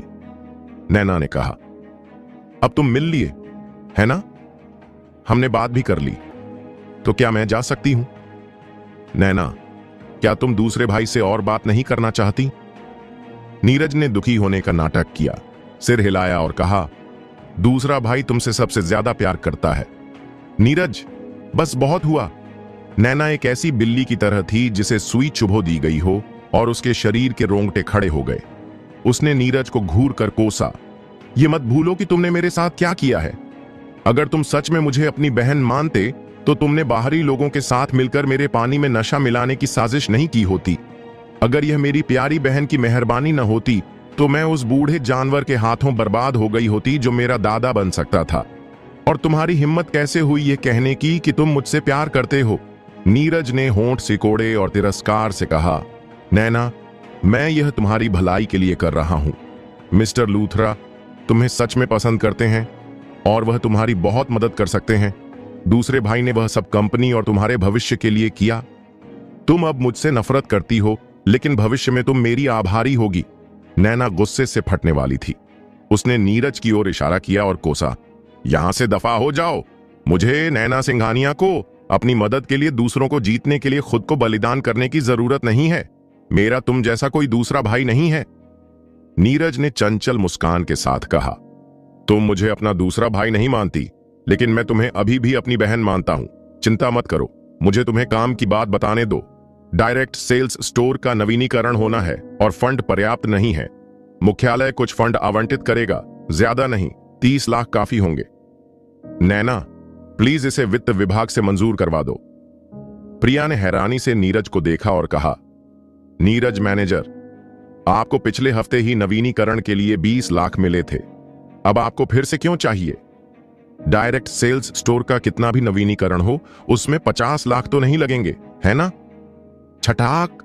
नीरज ने प्रिया के चेहरे पर एक थप्पड़ मारा, उसे तिरछी नजरों से देखते हुए डांटा, यहां बोलने का हक है तुझे? बस अपनी चमचागिरी कर। किसने कहा तुझे मालिक पर भौंकने के लिए? आपको लोगों को मारने का क्या हक है? प्रिया ने अपना चेहरा ढक लिया और रोने लगी। नैना ने भी मेज पर हाथ पटका और खड़ी हो गई। नीरज की ओर इशारा करके डांटा, नीरज, ज्यादा हो रहा है, यहां से दफा हो जाओ, मैं तुम्हें एक पैसा नहीं दूंगी। नीरज हंसा और नैना से कहा, यह तो बस एक कुतिया को मारना था। नैना, गुस्सा मत हो, ज्यादा से ज्यादा मैं माफी मांग लूंगा। प्रिया बहन, भाई से अभी गलती हो गई, मुझे माफ कर दो। आओ, भाई तुम्हारे चेहरे को सहला देता है। प्रिया ने अपना चेहरा ढक लिया और नैना के पीछे हट गई, उसे गुस्से से देखते हुए। नीरज ने इसे गंभीरता से नहीं लिया और नैना से मुस्कुराते हुए कहा, नैना, इतनी बेसब्र मत हो। हालांकि तुम अब सिंघानिया ग्रुप की इंचार्ज हो, लेकिन यह इंडस्ट्री पूरे सिंघानिया परिवार की है। मैं भी सिंघानिया परिवार का सदस्य हूं। मुझे पैसे चाहिए, तुम मुझे क्यों नहीं देती? नैना ने उसे ठंडक से देखा और कहा, नीरज, मेरी बात सुनो। सिंघानिया लिकर इंडस्ट्री की स्थापना मेरे माता पिता ने की थी। मरने से पहले उन्होंने पूरे सिंघानिया परिवार की देखभाल के लिए 40% शेयर दे दिए थे, बाकी 60% मेरे लिए छोड़ दिया था। तुम यह भी जानते हो कि कंपनी अब मुश्किल में है, पूंजी का लेन देन सुचारू नहीं है। इस समय तुम अभी भी फिजूल खर्ची कर रहे हो। क्या तुमने कंपनी के बारे में सोचा है? यह मत सोचो कि मुझे नहीं पता कि तुमने वह 20 लाख जुए में हार दिए हैं। तुम्हें पैसे चाहिए, सवाल ही नहीं उठता। नीरज ने भौहें सिकोड़ी और नैना को घूरने लगा। ठीक जब प्रिया ने सोचा कि वह पूरी तरह से उसके खिलाफ हो जाएगा, तो वह मुस्कुराया, नैना को देखा और कहा, नैना, तुम सच में मुझे पैसे नहीं दोगी? ठीक है, मैं खुद कोई रास्ता निकाल लूंगा। मैं अपने पापा और चाचाओं से कहूंगा कि वे अपने सारे शेयर बेच दें और सजावट के लिए कुछ पैसे जुटाएं। अगर मेरा परिवार मेरी मदद नहीं करेगा, तो मैं केवल खुद पर ही निर्भर रह सकता हूं। नीरज, तुम्हारी हिम्मत कैसे हुई? नैना इतनी गुस्से में थी कि उसका चेहरा पीला पड़ गया। उसका पूरा शरीर कांप रहा था और उसने अपने होंठ कसकर भींच लिए। यह बात अलग है कि वे शेयर सच में बेचे गए या नहीं। नीरज की इस हरकत से कंपनी पर जो असर और परिणाम होंगे, उसका अंदाजा लगाना मुश्किल है। यह कंपनी को, जो पहले से ही मुश्किल में है, और भी बदतर बना देगा। यह देखकर कि नैना डर गई है, नीरज के चेहरे पर गर्व का भाव दिखाई दिया। उसने कंधे उचकाए और कहा, मैं तो बस एक रास्ता सोच रहा हूं। 30 लाख कोई बड़ी रकम नहीं है और इसका कंपनी की मौजूदा स्थिति पर ज्यादा असर नहीं पड़ेगा। नैना, तुम इसे निकाल सकती हो तो इतनी परेशान क्यों हो? नैना ने लगभग अपने होंठ काट लिए, लेकिन उसके चेहरे पर निराशा का भाव दिखाई दिया। एक लंबी निराशाजनक सांस के साथ उसने नीरज से कहा, ठीक है, मैं तुम्हें पैसे दूंगी। आखिरी बार मुझे फिर से परेशान मत करना। प्रिया, वित्त कार्यालय जाकर एक चेक लिखो और मैं उस पर हस्ताक्षर कर दूंगी। लेकिन नैना मैम, प्रिया कुछ कहना चाहती थी। नैना ने उसकी ओर सिर हिलाया और प्रिया असहाय होकर मुड़ी और बाहर चली गई। नीरज के चेहरे पर मुस्कान थी और उसने नैना से कहा, यह हुई ना मेरी अच्छी बहन, लेकिन हम एक परिवार हैं। मैं भविष्य में तुम्हारे पास कैसे नहीं आ सकता? जब भी कोई मुश्किल होगी मैं आ सकता हूं। परिवार के सदस्यों को एक दूसरे से प्यार करना चाहिए और एक दूसरे की मदद करनी चाहिए। तुम्हें क्या लगता है? उसी क्षण एक बेमौके आवाज आई, नैना सिंघानिया, क्या तुम मूर्ख हो? तुम्हें पता था कि वह पैसे जुए में लगाएगा, फिर भी तुमने उसे पैसे दे दिए। क्या तुम बोर हो गई हो? नैना ने भौहें सिकोड़ी और अर्जुन से, जिसका मुंह तेल से भरा था, कहा, यह तुम्हारा मामला नहीं है, तुम खाना जारी रखो। नीरज ने भी अपनी आंखें सिकोड़ी, अर्जुन को देखा और कहा, तुम खुद को समझते क्या हो? यहां तुम कैसे बोल सकते हो? तुम्हें पिटना है ना? दूर हटो। अर्जुन ने सीधे उसका कॉलर पकड़ा, उसे ऊपर उठाया, उसे कमरे से बाहर फेंक दिया। हाथ झाड़े और नैना से कहा, अगर तुम उससे नफरत करती हो तो अपना गुस्सा मत पियो। अगर तुम देना नहीं चाहती तो मत दो। वह तुम्हें स्पष्ट रूप से एक मोटी मुर्गी समझ रहा है और तुम अभी भी अपनी गर्दन आगे बढ़ा रही हो ताकि वह तुम्हें हलाल कर सके। क्या तुम मूर्ख नहीं हो? यह रात के खाने का समय था और होटल मधुशाला ग्राहकों से खचाखच भरा हुआ था। नीरज सिंघानिया को एक कुत्ते की तरह निजी कमरे से बाहर घसीटा गया और जल्द ही तमाशबीनों की एक बड़ी भीड़ जमा हो गई। नीरज, जो पहले कभी इतना शर्मिंदा नहीं हुआ था, पागलों की तरह जमीन से उठा, निजी कमरे में घुसा और अर्जुन शर्मा को लात मारी। अर्जुन ने इत्मीनान से खुद को बचाया और नीरज के सिर के पिछले हिस्से पर एक थप्पड़ मारा। नीरज का सिर खाने की मेज के किनारे से टकराया और वह धड़ाम से जमीन पर गिर पड़ा। उस पर रखी प्लेट नीचे गिर गई और शोरबा उसके सिर और शरीर पर बिखर गया। मैं तुझे मार डालूंगा। तेरी हिम्मत कैसे हुई मुझे मारने की? बता, तू है कौन? नीरज जमीन से उठा और यह पता नहीं चल रहा था कि शर्मिंदगी के कारण या गर्म शोरबे के कारण उसका चेहरा लाल और गर्दन मोटी हो गई थी। अर्जुन ने उसे तिरस्कार से देखा और कहा, मैं वह हूं जो नैना सिंघानिया से शादी करने वाला है। हालांकि उसकी न छाती है न कूल्हे और वह मुझे थोड़ी पसंद नहीं है, लेकिन आखिरकार वह मेरी पत्नी बनने वाली है। अगर तू मेरी पत्नी को तंग करेगा तो मुझे तुझे पीट पीट कर मार डालना चाहिए। चुप रहो, क्या बकवास कर रहे हो? नैना इतनी गुस्से में थी कि उसका चेहरा लाल हो गया। अगर उसकी आंखों में चाकू होते तो अर्जुन अब तक टुकड़ों में कट चुका होता। नीरज दंग रह गया। वह जमीन पर बैठा अर्जुन को देखता रहा, फिर नैना को देखा और पेट पकड़कर हंसने लगा। हे भगवान, क्या यह वह आदमी है जिसे दादी ने तुम्हारे लिए चुना है? जब मैंने उसे पहली बार देखा तो मुझे लगा कि वह किसी भूखे भूत का पुनर्जन्म है। उसकी पोशाक तो देखो, लगता है अभी अभी खेती करके आया है ना? उसके सिर पर एक भी बाल नहीं है। क्या दादी ने तुम्हारे लिए कोई साधु ढूंढ लिया है? हा हा हा, मैं हंसे बिना नहीं रह सकता। नैना, तुम इस आदमी से शादी करना चाहती हो? दादी तुमसे सच में बहुत प्यार करती हैं। आसपास के लोग भी कोलाहल करने लगे। वह आदमी नैना मैडम का मंगेतर है। हे भगवान, यह तो सरासर नाइंसाफी है। सही कहा, ऐसा आदमी नैना मैडम के लायक कैसे हो सकता है? मैं तो उससे बेहतर हूं। यह तो कहां राजा भोज, कहां गंगू तेली वाली बात हो गई। अगर इस लड़के में कोई शर्म होती तो वह इतना ढीठ नहीं होता। नैना शर्मा गई और अर्जुन से बोली, फालतू के मामलों में मत पड़ो, उसे पैसे दो और जाने दो। मुझे तुम्हारे साथ यहां खड़े रहकर शर्मिंदा मत करो। नीरज खड़ा हो गया, अर्जुन को एक शांत नजर से देखा और मुस्कुराया। लड़के, सुना तुमने? तूने मुझे मारने की भी हिम्मत की। क्या बाहर निकलते समय तुझे किसी गधे ने सिर पर लात मारी थी? यह मत कह कि तुम्हारी और नैना की अभी तक शादी नहीं हुई है। अगर तुम्हारी सच में शादी हो भी गई तो तुम मेरे सिंघानिया परिवार के सिर्फ एक घर जमाई हो। मेरा सिंघानिया परिवार तुम्हें जो करने के लिए कहेगा तुम वही करोगे। मेरे परिवार के मामलों में दखल देने की तुम्हारी क्या औकात है? अर्जुन ने उसकी ओर देखा, भौहें सिकोड़ी और कहा, क्या किसी ने तुम्हें बताया है कि तुम्हारी नकली मुस्कान परेशान करने वाली है? मुझे देखकर ही तुम्हें मारने का मन करता है। तू? नीरज का चेहरा काला पड़ गया और उसने अर्जुन से व्यंग्यात्मक हंसी के साथ कहा, लड़के, इतना घमंडी मत बन। सिंघानिया परिवार का घर जमाई होने के नाते मैं तेरा बड़ा साला लगता हूं। यहां तक कि तेरी पत्नी को भी मेरा सम्मान करना पड़ता है, तो तू खुद को समझता क्या है? धड़ाम! अर्जुन ने नीरज के पेट में लात मारी और उसे जमीन पर गिरा दिया। दांत पीसते हुए उसने कहा, मैंने हमेशा कहा है कि तुम्हारी मुस्कान परेशान करने वाली है, तुम सुनते क्यों नहीं? तुम तो बस मार खाने के लिए तरस रहे हो, और अगर मैं तुम्हारी इच्छा पूरी न करूं तो मुझे शर्म आएगी। मैं तुझे मार डालूंगा। नीरज ने अपना पेट ढका और गुस्से से चिल्लाया।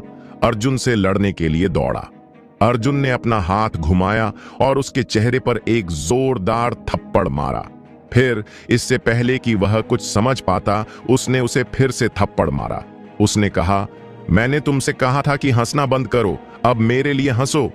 अर्जुन शर्मा, नैना गुस्से से चिल्लाई। मैंने तुमसे कहा था कि इस मामले से दूर रहो। क्या तुम मुझे मारना चाहते हो? क्या तुम खुश हो कि सिंघानिया परिवार में अराजकता फैली हुई है? क्या तुम जानते हो कि अगर वे हंगामा करेंगे तो वे मेरे लिए कितनी मुसीबतें खड़ी कर देंगे? चिल्ला क्यों रही हो? अर्जुन की आवाज उससे भी ऊंची थी। उसने नीरज की ओर इशारा किया और डांटा, उन्होंने तुम्हें इतना तंग किया है और तुम अभी भी सह रही हो? क्या तुम बीमार हो? तुम कितनी रोने वाली औरत हो। तुम्हें कुछ भी करना अच्छा नहीं लगता और तुम हमेशा इस या उस बारे में शिकायत करती रहती हो। मैं तुम्हें बता रहा हूं, मर्दों को काम करने दो, रोना धोना बंद करो, वरना मैं तुम्हें भी सजा दूंगा। आसपास इतनी शांति छा गई कि सुई गिरने की आवाज भी सुनाई दे जाती। यह गोबर का ढेर आखिर है क्या? मेंढक का रवैया? ऐसी देवी से शादी करने के बाद क्या तुम्हें उसे अपने हाथों में नहीं रखना चाहिए और उसकी अच्छी तरह सेवा नहीं करनी चाहिए? घर जमाई बनकर वह इतना निराश महसूस कर रहा है। यह लड़का ऐसा व्यवहार क्यों कर रहा है जैसे औरत उससे अपने घर आने के लिए भीख मांग रही हो? उसमें दास्ता का कोई भाव ही नहीं है। न केवल उसने अपने साले को पीटा, बल्कि उसने अपनी खूबसूरत पत्नी को भी मारने की हिम्मत की। यह लड़का सच में पागल है। अगर वह सफलतापूर्वक एक देवी से शादी कर सका तो यह सच में आश्चर्यजनक होगा। लेकिन फिर ऐसा लगता है कि पागल होकर वह काफी खुश महसूस कर रहा है। नैना को कभी इतनी जोर से डांट कब पड़ी थी, और वह भी इतने सारे लोगों के सामने? इस समय वह गुस्से में थी, चिंतित थी, शर्मिंदा थी और थोड़ी दुखी भी थी। उसने पैर पटके और कोसा, तुम मेरी मुश्किलों के बारे में क्या जानते हो? तस अर्जुन ने तिरस्कार से होंठ सिकोड़े और कहा, मैंने अभी तुम लोगों को यहां बहस करते सुना। हालांकि मैं समझ नहीं पाया, लेकिन कम से कम कुछ तो समझा। मेरे मामले में मेरे माता पिता ने अपनी संपत्ति मेहनत से कमाई। तुम्हें देना एक एहसान है और न देना मेरा कर्तव्य है। अगर तुम इसकी कद्र नहीं करते तो तुम इसके लायक नहीं हो। अगर तुम इसे बेचना चाहते हो तो बेचो। कुछ समय के लिए पैसे खर्च करो और जब सब खत्म हो जाए तो मुझसे मत मांगना। मुझ पर बेकार के फिजूल खर्चों के झुंड का समर्थन करने की कोई बाध्यता नहीं है। हमेशा यथास्थिति बनाए रखने के बारे में मत सोचो। अगर तुम और नहीं टिक सकती तो इसे थोड़ा छोटा कर लो। जब तुम्हारे पास पर्याप्त हो तो तुम इसे फिर से बढ़ा सकती हो। मेरे माता पिता कर सकते हैं तो मैं भी कर सकता हूं। विनम्र होने और पोते की तरह व्यवहार करने की कोई जरूरत नहीं है। नैना भौहें सिकोड़ कर सुन रही थी। बेशक एक समूह के मामलों को हल करना उतना आसान नहीं होगा जितना यह लड़का कह रहा था, लेकिन उसे यह मानना पड़ा कि उसकी कुछ बातें सच में उसके दिल को छू गईं। एक गहरी सांस लेते हुए नैना ने नीरज से कहा, नीरज चले जाओ, मैं तुम्हें एक पैसा नहीं दूंगी। तुमने कह दिया। नीरज ने दांत पीसे, नैना की ओर इशारा किया और व्यंग्यात्मक हंसी के साथ कहा, पछताना मत। तुम सबने देखा, यह एक परिवार है। हितों के सामने पारिवारिक स्नेह बकवास है। अर्जुन ने उसकी ओर व्यंग्यात्मक हंसी के साथ कहा, लगता है मार खाना भूल गया। मैंने तुमसे कहा था कि तुम्हारी मुस्कान घिनौनी है। तुम जानबूझकर मार मांग रहे हो, है ना? पारिवारिक स्नेह? तुम में कोई पारिवारिक स्नेह नहीं है। एक भाई के रूप में उसने लाभ के लिए अपनी बहन को एक रहस्यमयी नशा दिया और उसे एक बूढ़े आदमी के बिस्तर पर भेज दिया। क्या यह कोई इंसान करेगा? आसपास कोलाहल मच गया। सबने अविश्वास से नीरज को देखा और उसकी ओर इशारा किया। मैं विश्वास नहीं कर सकता कि कंपनी के आसपास की अफवाहें सच हैं। नैना मैडम को सच में उनके अपने भाई ने धोखा दिया। मैंने भी इसके बारे में सुना था। अगर किरण न होती तो नैना मैडम, परिणाम विनाशकारी होते। कितना कमीना है। तुम अपने ही परिवार के खिलाफ भी साजिश करते हो। यह तो जानवरों का काम है। नीरज आरोपों से घबरा गया। वह निराशा में खड़ा हुआ और नैना से कुछ कठोर कहने ही वाला था, लेकिन जैसे ही उसने मुंह खोला, अर्जुन उसके सामने खड़ा हो गया। वह इतना डर गया कि उसने अपने शब्द वापस निगल लिए और गर्दन झुकाकर शर्म से चला गया। अर्जुन ने उसे रोकने की कोशिश नहीं की। वह अकड़कर निजी कमरे में वापस गया और कोसते हुए कहा, मैं अपना भोजन भी शांति से नहीं कर सकता। यह इतनी सड़ी हुई बात है कि मैं अपना भोजन भी पूरा नहीं कर सकता। नैना सिंघानिया, क्या तुम्हारे पास और चावल है? मुझे एक और कटोरी दो। हे भगवान, क्या तुम सुअर हो? तुम कितना खा सकते हो? तुमने पूरी मेज साफ कर दी है और तुम्हारा पेट अभी भी नहीं भरा। कोई बात नहीं, चूंकि इस आदमी ने अभी अभी मेरी मदद की है, उसे पेट भरकर खाने दो। ऐसा नहीं है कि मैं खिला नहीं सकती, लेकिन अगर उसे एक सुअर के साथ रहने के लिए मजबूर किया जाता है तो यह अस्वीकार्य है। दादी को बेवकूफ बनाने के बाद उसे अभी भी भगाना ही होगा। पैरागॉन प्लाजा गुरुग्राम शहर का सबसे बड़ा शॉपिंग मॉल था, जहां देश विदेश के विभिन्न ब्रांड एक साथ मिलते थे। 8वीं से 10वीं मंजिल तक लग्जरी सामानों के काउंटर थे। हालांकि अर्जुन शर्मा पहनावे को लेकर बहुत बेपरवाह था और दूसरों की राय की परवाह नहीं करता था, लेकिन आखिरकार शादी जैसा बड़ा आयोजन था, इसलिए बेहतर और अधिक औपचारिक रूप से तैयार होना स्वाभाविक था। इसलिए नैना सिंघानिया ने प्रिया को उसके साथ कुछ कपड़े खरीदने के लिए यहां भेजा और उसने मना नहीं किया। तुम मुझे कहां ले जा रही हो? तीसरी मंजिल पर कपड़ों की दुकान नहीं है क्या? हालांकि अर्जुन हर चीज के बारे में उत्सुक था, लेकिन मॉल में खरीदारी में उसकी दिलचस्पी जल्दी ही खत्म हो गई और उसने कुछ बोरियत से प्रिया से पूछा। प्रिया ने उसकी ओर आंखें घुमाई और कहा, क्या तीसरी मंजिल के कपड़े पहने जा सकते हैं? चलो 10वीं मंजिल के काउंटरों पर। लोग ऐसे कपड़े बेचते हैं जो पहने नहीं जा सकते। मुझे तो वे बहुत सुंदर लग रहे हैं। अर्जुन थोड़ा हैरान था। प्रिया उसे एस्केलेटर पर ले गई, अपना सिर घुमाया, उसकी ओर देखा और कहा, तुम्हें समझना होगा, तुम जिस औरत से शादी कर रहे हो वह सिंघानिया ग्रुप की प्रेसिडेंट है, जिसकी कीमत खरबों में है। तुम कुछ 100 या कुछ हजार रुपये के कपड़ों में उसके बगल में खड़े होकर उसे शर्मिंदा करोगे। वैसे भी तुम्हें कोई पैसा खर्च नहीं करना है और तुम्हें फैसला भी नहीं करना है। बस मेरे पीछे चलो। नीचे के एस्केलेटर को देखकर मोहित हुए अर्जुन ने अपना हाथ हिलाया और कहा, मेरे लिए इससे कोई फर्क नहीं पड़ता कि मैं क्या पहनता हूं। शर्मिंदगी कपड़ों पर नहीं, इंसान पर निर्भर करती है। खैर छोड़ो, तुमने कहा कि मैं पैसे नहीं दे रहा हूं तो मैं क्यों चिंता करूं? तुम ही फैसला करो। अरे वाह, ये सीढ़ियां अपने आप चल सकती हैं, कितना अद्भुत है। घंवार। प्रिया ने उसकी ओर आंखें घुमाई। उसके चेहरे पर तिरस्कार का भाव था। क्या यह आदमी किसी प्राचीन मकबरे से निकलकर आया है? उसने यह भी पहले कभी नहीं देखा। वह कितना अनपढ़ है। जरूर उसके पूर्वजों ने सैकड़ों वर्षों के पुण्य जमा किए होंगे कि वह नैना मैडम से शादी कर पा रहा है। क्या वह सच में सोचता है कि घर जमाई बनना कोई सस्ती बात है? अगर मैं सड़क पर जाकर चिल्लाऊं, मैं नैना सिंघानिया का घर जमाई बनने को तैयार हूं, तो कौन तैयार होगा? देखना कि शराब की इमारत को तोड़ पाता हूं या नहीं। 10वीं मंजिल पर ब्रांड के काउंटर सुनसान थे, क्योंकि यह बिक्री का चरम समय नहीं था। प्रिया अर्जुन को 2 दुकानों में ले गई, लेकिन उन्हें कुछ भी उपयुक्त नहीं मिला। वह अभी भी उत्साह से देख रही थी, लेकिन अर्जुन पूरी तरह से ऊब चुका था। पास के लाउंज एरिया में एक कुर्सी पर बैठ गया और बोला, तुम खुद जाकर चुनो। जब तुम्हें उपयुक्त लगे तो मुझे आजमाने के लिए बुला लेना। प्रिया उसके साथ बैठने को तैयार नहीं थी। उसने आंखें घुमाई और कहा, ठीक है, मैं तुम्हारी मदद करूंगी। यहीं रहो और इधर उधर मत भटकना। अगर तुम खो गए तो मैं परवाह नहीं करूंगी। उसके जाने के बाद अर्जुन ने ऊब कर इधर उधर देखा और एक बंद गला सूट की दुकान देखी। उसकी आंखें चमक उठीं। हालांकि अर्जुन बंद गला सूट को नहीं पहचानता था, लेकिन उसका स्टाइल उसे तुरंत भा गया। बंद गला सूट भारत की एक पारंपरिक पोशाक है।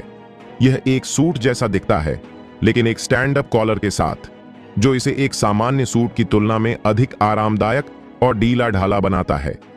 बस आजकल के युवा सोचते हैं कि बंद गला सूट पर्याप्त औपचारिक नहीं है, इसलिए वे सूट पसंद करते हैं।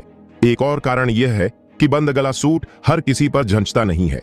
उचित शरीर के बिना बंद गला सूट ढीला ढाला दिखता है, जैसे एक धुला हुआ घटिया क्वालिटी का सूट।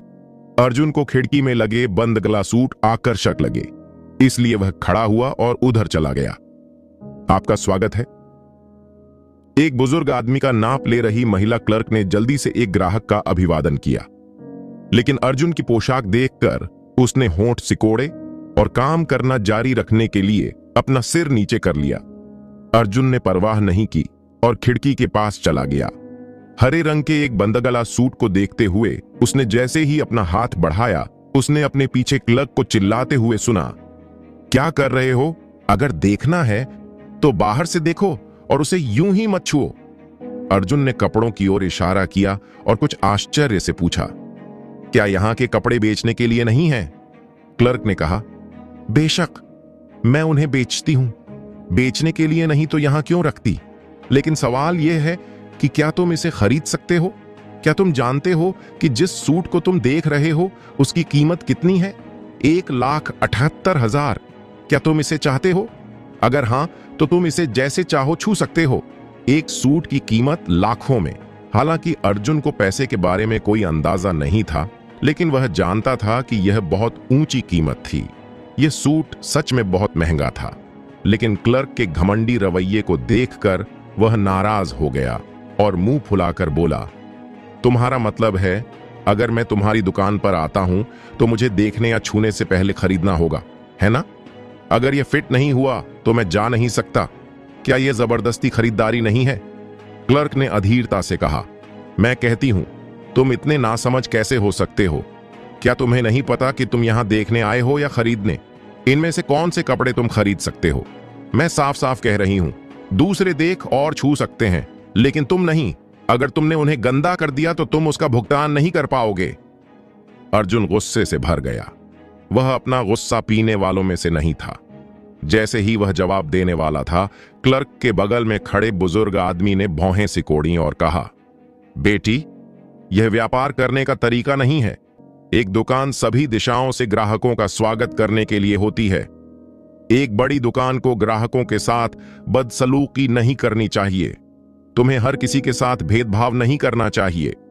तुम इस तरह ग्राहकों को डराकर भगा दोगी। अर्जुन ने जल्दी से सिर हिलाया। देखो, बुजुर्ग ने कितनी अच्छी बात कही। वह स्पष्ट रूप से एक सुसंस्कृत और परिष्कृत व्यक्तित्व के थे। क्लर्क ने एक नकली मुस्कान के साथ उनसे कहा, अंकल, मैं सिद्धांत समझती हूं, लेकिन यह समय और व्यक्ति पर भी निर्भर करता है। आज मैं ड्यूटी पर अकेली हूं और मैं सब कुछ नहीं संभाल सकती। यह स्पष्ट है कि यह व्यक्ति इसे खरीद नहीं सकता। आप उसे कपड़ों को छूने और गंदा करने देंगे। जब स्टोर मैनेजर जांच करेगा तो मुझे ही भुगतना पड़ेगा। क्या आप सहमत नहीं हैं? बुजुर्ग आदमी ने भौहें सिकोड़ी और उससे पूछा, इतने सारे लोग कपड़े देखने आते हैं और दूसरों को उन्हें गंदा होने का डर नहीं है। यह अकेला ही क्यों है जो सोचता है कि यह गंदा हो जाएगा? आखिरकार वह बस दूसरों को नीचा देख रहा है। क्लर्क स्पष्ट रूप से थोड़ा अधीर था और उसका लहजा उतना विनम्र नहीं था। अरे बुजुर्ग, तुम अपने कपड़े खरीद रहे हो, तुम इतनी परेशानी क्यों खड़ी कर रहे हो? मैं उसे नीचा देखती हूं या नहीं, इससे तुम्हारा क्या लेना देना है? मैं बस उसे नीचा देखती हूं। तुम इसके बारे में क्या कर सकते हो? क्या तुम नहीं देखते कि उसने कैसे कपड़े पहने हैं? क्या वह यहां आने के लायक है? मैं उसे नीचा क्यों ना देखूं? तुम पहले से ही बुजुर्ग हो, लेकिन तुम काफी नाक घुसेड़ने वाले हो। बुजुर्ग आदमी इतने गुस्से में थे कि उनका चेहरा नीला पड़ गया। उन्होंने क्लर्क की ओर इशारा किया और कोसा, तुम्हारी हिम्मत कैसे हुई? तुम्हारा व्यापार करने का तरीका ग्राहकों को भगाने जैसा है। तुम इस तरह से ज्यादा दिन तक व्यापार नहीं कर पाओगे। क्या मजाक है? क्लर्क ने व्यंग्यात्मक हंसी के साथ बुजुर्ग की ओर आंखें घुमाई और कहा, क्या तुम्हें लगता है कि हर कोई तुम्हारी तरह नाक घुसेड़ने वाला है? इसके अलावा वह यहां ज्यादा दिन तक रहता है या नहीं, इससे मेरा क्या लेना देना है? मुझे हर दिन यहां रहने के लिए 1 दिन का वेतन मिलता है। तुम... बुजुर्ग आदमी इतने गुस्से में थे कि उन्होंने क्लर्क की ओर इशारा किया और कुछ कहना चाहा, लेकिन उनकी भौहें तन गईं और वह कमजोरी से एक तरफ झुक गए। क्लर्क चीख कर दूर कूद गई। यह देखकर कि बुजुर्ग आदमी जमीन पर गिरने वाला है, अर्जुन अचानक दौड़कर आया और बुजुर्ग को अपनी बाहों में पकड़ लिया। क्लर्क ने तिरस्कार के भाव से अपने सिर के ऊपर की ओर इशारा किया और कहा, तुम बुजुर्ग, तुम यहां मुझे ठगने की कोशिश करने आए हो। अफसोस की बात है कि यहां निगरानी कैमरे लगे हैं। तुम मुझे दोष देना चाहते हो, सवाल ही नहीं उठता। चुप रहो। अर्जुन ने उसे कोसा, नीचे बुजुर्ग के पीले चेहरे को देखा, फिर उसकी आंखों और मुंह की जांच की, भौहें सिकोड़ी और कहा, coronary heart disease, angina pectoris. उसने देरी करने की हिम्मत नहीं की। बुजुर्ग को जमीन पर लिटाया, अपनी जेब से लकड़ी का बक्सा निकाला, चांदी की सुई निकाली, बुजुर्ग की कमीज के बटन खोले और उसके दिल और छाती में 1 दर्जन से ज्यादा सुइयां चुभो दी। आप सब मेरे लिए गवाही देना, इस बुढ़े का मुझसे कोई लेना देना नहीं है, उसे मुझे ब्लैकमेल मत करने देना। और वह भिखारी, क्या तुम सच में लोगों को बचा सकते हो? अगर उन सुइयों से कोई मर गया तो यह मेरा मामला नहीं है। क्लर्क दरवाजे पर खड़ी थी, ऐसा दिखा रही थी जैसे उसका इससे कोई लेना देना ना हो। उसके बगल में पास की कई विशेष दुकानों के क्लर्क भी इकट्ठा हो गए थे, मूंगफली खाते हुए और तमाशा देखते हुए। सामान्य परिस्थितियों में अर्जुन शर्मा कभी भी किसी को अपने सामने इस तरह बड़बड़ाते हुए बर्दाश्त नहीं करता। वह उसे सुबह ही सबक सिखा चुका होता, लेकिन अब उसके पास समय नहीं है। बुजुर्ग की हालत सच में खतरनाक है और चूंकि वह उसके लिए बोल रहे थे, वह बस चुपचाप बैठकर नहीं देख सकता। बुजुर्ग के दिल के आसपास के मुख्य एक्यूपंक्चर बिंदुओं में चांदी की सुइयां लगा दी गई हैं, लेकिन बुजुर्ग की हालत में ज्यादा सुधार नहीं हुआ है। चेहरा और भी पीला पड़ता जा रहा है और यह स्पष्ट है कि वह मर रहा है। वह बुढ़ा मर रहा है। मुझे लगा था कि वह सच में लोगों को बचा सकता है, लेकिन वह तो बस दिखावा कर रहा है। यह दिल का दौरा होना चाहिए, है ना? अरे लड़के, मुझे दोष मत देना कि मैंने तुम्हें याद नहीं दिलाया। इस तरह की बीमारी का इलाज शुरुआत के 2 घंटों के भीतर सबसे अच्छा होता है। बेहतर होगा कि तुम उसे अस्पताल ले जाओ, वरना बहुत देर हो जाएगी। अगर तुम्हारे पास कौशल नहीं है तो ऐसा कठिन काम मत करो। तुम डॉक्टर नहीं हो, तुम यहां क्या कर रहे हो? यह पूरी तरह से समय की बर्बादी है। तमाशबीनों का एक समूह अर्जुन से आगे पीछे बातें कर रहा था। क्लर्क भी थोड़ी डर गई थी। अगर बुजुर्ग सच में दुकान में मर गया तो वह कभी भी जिम्मेदारी से बच नहीं पाएगी। उसने जल्दी से अपना फोन निकाला और बॉस को फोन किया। अर्जुन समूह की बकबक से परेशान होकर, जो कोई सलाह नहीं दे रहे थे और फिर भी कोई मदद नहीं कर रहे थे, चिल्लाया, चुप रहो।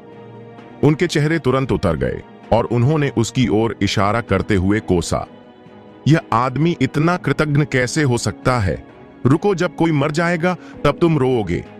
गंवार तो गंवार ही होता है, उसमें कोई तमीज नहीं है और वह अच्छे बुरे में फर्क नहीं कर सकता।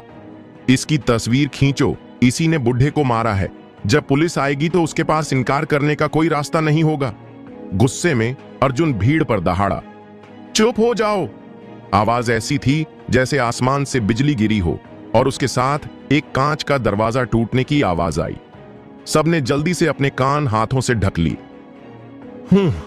मुझसे ऊंची आवाज में मुकाबला करना चाहते हो? मैं शेर की दहाड़ में कभी नहीं हारा। अर्जुन ने पीले डरपोक आदमियों को संतोष से देखा और जमीन पर थूका।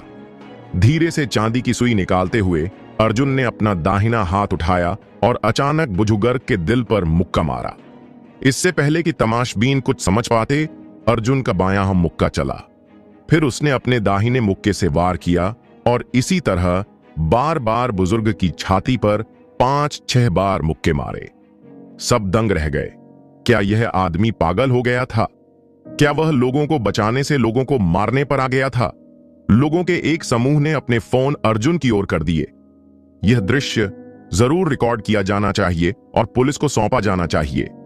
लेकिन इसी क्षण बुजुर्ग, जो मूल रूप से मरता हुआ लग रहा था, ने 2 बार खांसा, फिर अपना दाहिना हाथ उठाया और उसे अर्जुन की ओर हिलाया। जिंदा? सब हक्के बक्के रह गए। इतनी जोर से पीटे जाने के बाद यह बुजुर्ग कैसे बच सकता था? बुजुर्ग कुछ कहने ही वाला था कि अर्जुन ने उससे कहा, लेटे रहो और हिलो मत, तुम्हारे दिल में कुछ गड़बड़ है। मैं इसे अस्थायी रूप से राहत देने के लिए तुम्हारे लिए मालिश करूंगा। मैं बाद में एक नुस्खा लिख दूंगा। जब तुम वापस जाओ तो दवा की दुकान पर जाकर कुछ जड़ी बूटियां खरीद लेना और उन्हें हर दिन उबाल कर पीना। बॉस! क्लर्क ने राहत की सांस ली जब उसने एक अधेड़ उम्र के आदमी को जल्दी से आते देखा। उसने जल्दी से उससे कहा, एक भिखारी दुकान में आया और मैंने उसे भगा दिया। यह बुजुर्ग दूसरों के मामलों में दखल दे रहा था, इसलिए मैंने उससे कुछ शब्द कहे और फिर वह लेट गया। मैनेजर, सच में मुझे दोष मत दीजिए, यह बुढ़ा ही था जिसने मुझे पहले कोसा। चुप रहो, बॉस चिल्लाया, जमीन पर लेटे बुजुर्ग को बड़ी आंखों से घूरते हुए और कांपती आवाज में कहा, श्रीकांत जी, आपको क्या हुआ? जमीन पर मत लेटिए, मैं आपको सोफे पर ले जाने में मदद करता हूं। क्लर्क का चेहरा पीला पड़ गया। क्या इसका मतलब यह है कि बॉस इस बुजुर्ग को जानता है? उसके रवैये को देखते हुए यह बुजुर्ग अभी भी उच्च पद का व्यक्ति है। इस समय क्लर्क को आखिरकार एहसास हुआ कि उसने शायद किसी ऐसे व्यक्ति को नाराज कर दिया है जिसे वह नाराज नहीं कर सकती थी। 10 मिनट बाद बुजुर्ग ने अपनी आंखें खोली, अर्जुन को देखा और कहा, नौजवान, मैं अब बहुत ज्यादा राहत महसूस कर रहा हूं, तुमने मुझे बचाया। अर्जुन ने हाथ हिलाया और कहा, आप बहुत विनम्र हैं। अगर आपने मेरे लिए नहीं बोला होता तो आप इतने गुस्से में नहीं होते। लेकिन अंकल, भविष्य में खुद को फिर से गुस्सा ना होने दें। आपको अपनी बीमारी का इलाज शांति से और धीरे धीरे करना होगा। एक बार जब आप अधीर हो जाएंगे तो यह खतरनाक होगा। हाय, डॉक्टर ने मुझे कई बार बताया है, लेकिन मैं बस अपने गुस्से पर काबू नहीं रख पाता। बुजुर्ग ने असहाय रूप से सिर हिलाया, अर्जुन को प्रशंसा से देखा, अंगूठा दिखाया और कहा, इतनी कम उम्र में इतने शानदार चिकित्सा कौशल के साथ यह आसान नहीं है। क्या मैं उसे अपना दोस्त बना सकता हूं? अर्जुन ने बेपरवाही से कहा, अगर आपको मेरे गंवार होने से कोई आपत्ति नहीं है तो ठीक है। मेरा नाम अर्जुन शर्मा है और मैं नीलगिरी पर्वत से हूं। मेरे पास सेल फोन नहीं है, इसलिए मेरे लिए आपको ढूंढना आसान है, लेकिन आपके लिए मुझे ढूंढना मुश्किल है। जब अर्जुन ने अपने मूल के बारे में बताया तो बुजुर्ग की आंखें चमक उठीं, लेकिन उन्होंने कुछ नहीं कहा। अर्जुन के बोलने के बाद वह जोर से हंसे, अपनी जेब से एक बिजनेस कार्ड निकाला, उसे अर्जुन को दिया और कहा, यह जरूरी नहीं है। मुझे लगता है कि गुरुग्राम में किसी को ढूंढना मुश्किल नहीं होना चाहिए। अर्जुन ने कार्ड पर एक नजर डाली। यह सरल था, बस गुरुग्राम उद्योग संघ और उसके नीचे बुजुर्ग का नाम, श्रीकांत मेहता और उनका फोन नंबर। बिना सोचे समझे अर्जुन ने बस कार्ड अपनी जेब में रख लिया। श्रीकांत जी, बॉस जो पास में खड़ा था एक शब्द भी कहने की हिम्मत नहीं कर रहा था। बुजुर्ग ने उसे कई बार बुलाने के बाद भी नजरअंदाज कर दिया था, लेकिन अब जैसे कि उसने उसे अभी अभी देखा हो, उसने तिरछी आंखों से पूछा, एक्सो कंपोनेंट प्लेसमेंट, क्या यह तुम्हारी दुकान है? क्या यह वह क्लर्क है जिसे तुमने रखा है? बॉस जमीन में समा जाना चाहता था, लेकिन उसने हिम्मत करके सिर उठाया और कहा, मैं श्रीकांत जी से विनती करता हूं कि मुझे सुधार का एक मौका दें। श्रीकांत मेहता ने गुस्से से चिल्लाया, गुरुग्राम का व्यापार जगत तुम्हारी जैसी दुकानों से बर्बाद हो गया है। बॉस ने ईमानदारी से सिर झुकाकर माफी मांगी, फिर क्लर्क के पास गया, अपना बटुआ निकाला, कुछ नोट निकाले और उन्हें उस पर फेंक दिया। उसने चिल्लाया, अभी के अभी यहां से दफा हो जाओ। क्लर्क ने भी जोखिम उठाया, जमीन से पैसे उठाए और कहा, जाना है तो जाओ, मेरे पास अनुभव है और मैं कहीं भी काम करना जारी रख सकती हूं। बॉस ने व्यंग्यात्मक हंसी के साथ उसे देखा और कहा, बेवकूफ, तुमने पूरे गुरुग्राम उद्योग संघ के अध्यक्ष को नाराज कर दिया है। अब से गुरुग्राम में कोई भी कंपनी या दुकान तुम्हें काम पर रखने की हिम्मत नहीं करेगी। क्लर्क का चेहरा पीला पड़ गया और वह बुजुर्ग को घूरने लगी। अब उसे पछतावा होने लगा कि वह इतनी मूर्ख कैसे हो गई कि उसने इतने बड़े देवता को नाराज कर दिया। अरे, मैंने तुमसे बाहर इंतजार करने के लिए नहीं कहा था, तुम यहां क्यों हो?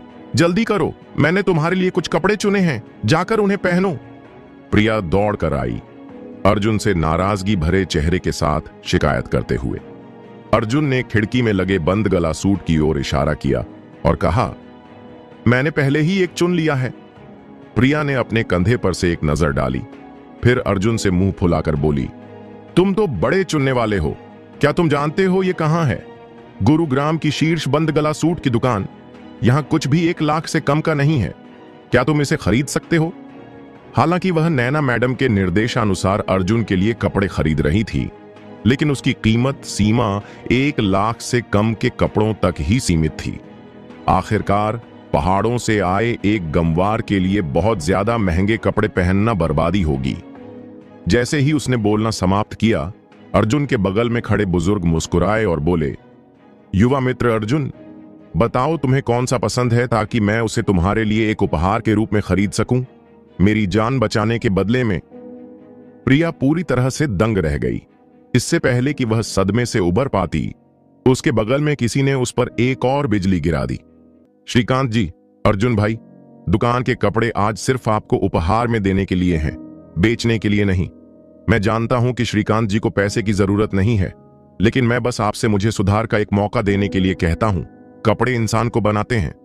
यहां तक कि प्रिया को भी उम्मीद नहीं थी कि जो लड़का ऐसा लग रहा था जैसे वह अभी अभी किसी दूर दराज के पहाड़ी गांव से भाग कर आया हो और इतना फूहड़ हो, एक बंदगला सूट में बदलने के बाद उसका स्वभाव पूरी तरह से बदल गया। लेकिन मुंह खोलते ही उसकी सारी छवि खत्म हो गई। कैसा है? बहुत अच्छा है ना? अफसोस की बात है कि मैं कोई दिलफेंक आशिक नहीं हूं। चूंकि मैं नैना सिंघानिया से शादी करने जा रहा हूं, तो मुझे बस इसे स्वीकार करना होगा, वरना तुम्हारे पास भी एक मौका होता। प्रिया शर्मिंदा और गुस्से में थी। उसका सच में मन कर रहा था कि वह कार को फ्लाईओवर से नीचे गिरा दे और इस हरामजादे को मार डाले। तुम गंवार, यह कैसी नजर है तुम्हारी? नैना मैडम, हम गुरुग्राम के मर्दों के दिलों की देवी हैं और गुरुग्राम की नंबर 1 सुंदरी है। क्या तुम्हें नहीं पता कि उनसे शादी करने के लिए तुम्हें कितने जन्मों का पुण्य कमाना पड़ता है, और तुम अभी भी उनका तिरस्कार कर रहे हो? अर्जुन शर्मा ने होंठ सिकोड़े और तिरस्कार से कहा, वह नंबर 1 सुंदरी है। क्या तुम गुरुग्राम के मर्द अंधे हो? तुम्हारा पसंद कितना बदसूरत है। प्रिया के पास बस शिकायत करने के लिए शब्द नहीं थे। कौन अंधा है? किसका बदसूरत पसंद है? क्या तुम्हें कोई अंदाजा नहीं है? वह इस मामले में उससे बहस करने में आलस कर रही थी। आखिरकार नैना मैडम ने कहा था कि उससे उसकी शादी नकली है। प्रिया ने सख्त चेहरे से कहा, मैं तुम्हें पहले ही याद दिला दूं, तुम आज रात नैना मैडम के साथ गरुड़ वेला जा रहे हो। नैना मैडम के परिवार के सदस्यों से मिलना जुलना आसान नहीं है। तुम्हें तमीज से पेश आना होगा, उन्हें उकसाना मत और नैना मैडम को शर्मिंदा मत करना। यह देखकर कि अर्जुन ने बस अपना सिर फेर लिया, उसकी आंखें उसके शरीर पर टिकी थीं। प्रिया शर्मा गई और गुस्से से डांटा, मैं तुमसे बात कर रही हूं, क्या तुम सुन रहे हो? मैं तुम्हें चेतावनी दे रही हूं। नैना मैडम हाल ही में बहुत मुश्किल में है। कंपनी की चीजों ने उन्हें पहले ही परेशान कर दिया है। घर के लोग उनकी मदद नहीं करते और वे उन्हें रोकते रहते हैं। अगर तुम उनके लिए चीजें और खराब करोगे तो वह टूट जाएंगी। अर्जुन ने बेरुखी से कहा, मुझे पता है, मुझे पता है, मैं कोई मुसीबत खड़ी करने वाला इंसान नहीं हूं। लेकिन उसकी आंखें हमेशा उसकी तरफ लालच से देख रही थीं। जैसा कि अपेक्षित था, कोई भी मर्द अच्छी चीज नहीं है। क्या तुमने काफी देख लिया? प्रिया ने उसे गुस्से से डांटा, लेकिन अर्जुन को बिल्कुल भी शर्म महसूस नहीं हुई। उसने सिर हिलाया और कहा, नहीं, यह काफी मजेदार लग रहा है, मैं खेलना चाहता हूं। क्या तुम कार रोक सकती हो? मुझे आने दो। बदतमीज, मैं तुम्हें चेतावनी देती हूं कि गड़बड़ मत करना। प्रिया बेचैन हो गई। उसने सिर घुमाया और अर्जुन को डांटा, मुझे उम्मीद नहीं थी कि तुम उस तरह के इंसान होगे। मुझे सच में नैना मैडम के लिए खेद है। तुम्हारे पास ना पैसा है और न ही शक्ति। तुम बस पहाड़ों से नीचे आए एक गंवार हो। क्या तुम्हें नैना मैडम जैसी देवी से शादी करने का सम्मान महसूस नहीं होता? तुमने अमीर लोगों की बुरी आदतें सीखने और यहां गड़बड़ करने की हिम्मत कैसे की? मैं तुम्हें चेतावनी देती हूं, मैं उस तरह की इंसान नहीं हूं। बेहतर होगा कि तुम मुझ पर यह कोशिश न करो।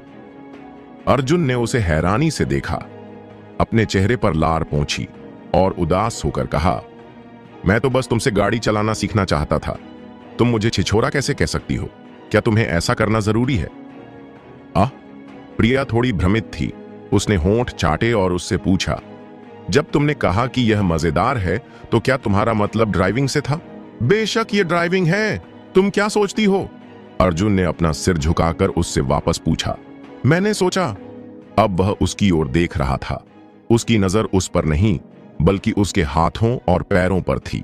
वह गाड़ी चलाना सीख रहा था। कितनी शर्मनाक बात है। कितना अपमानजनक।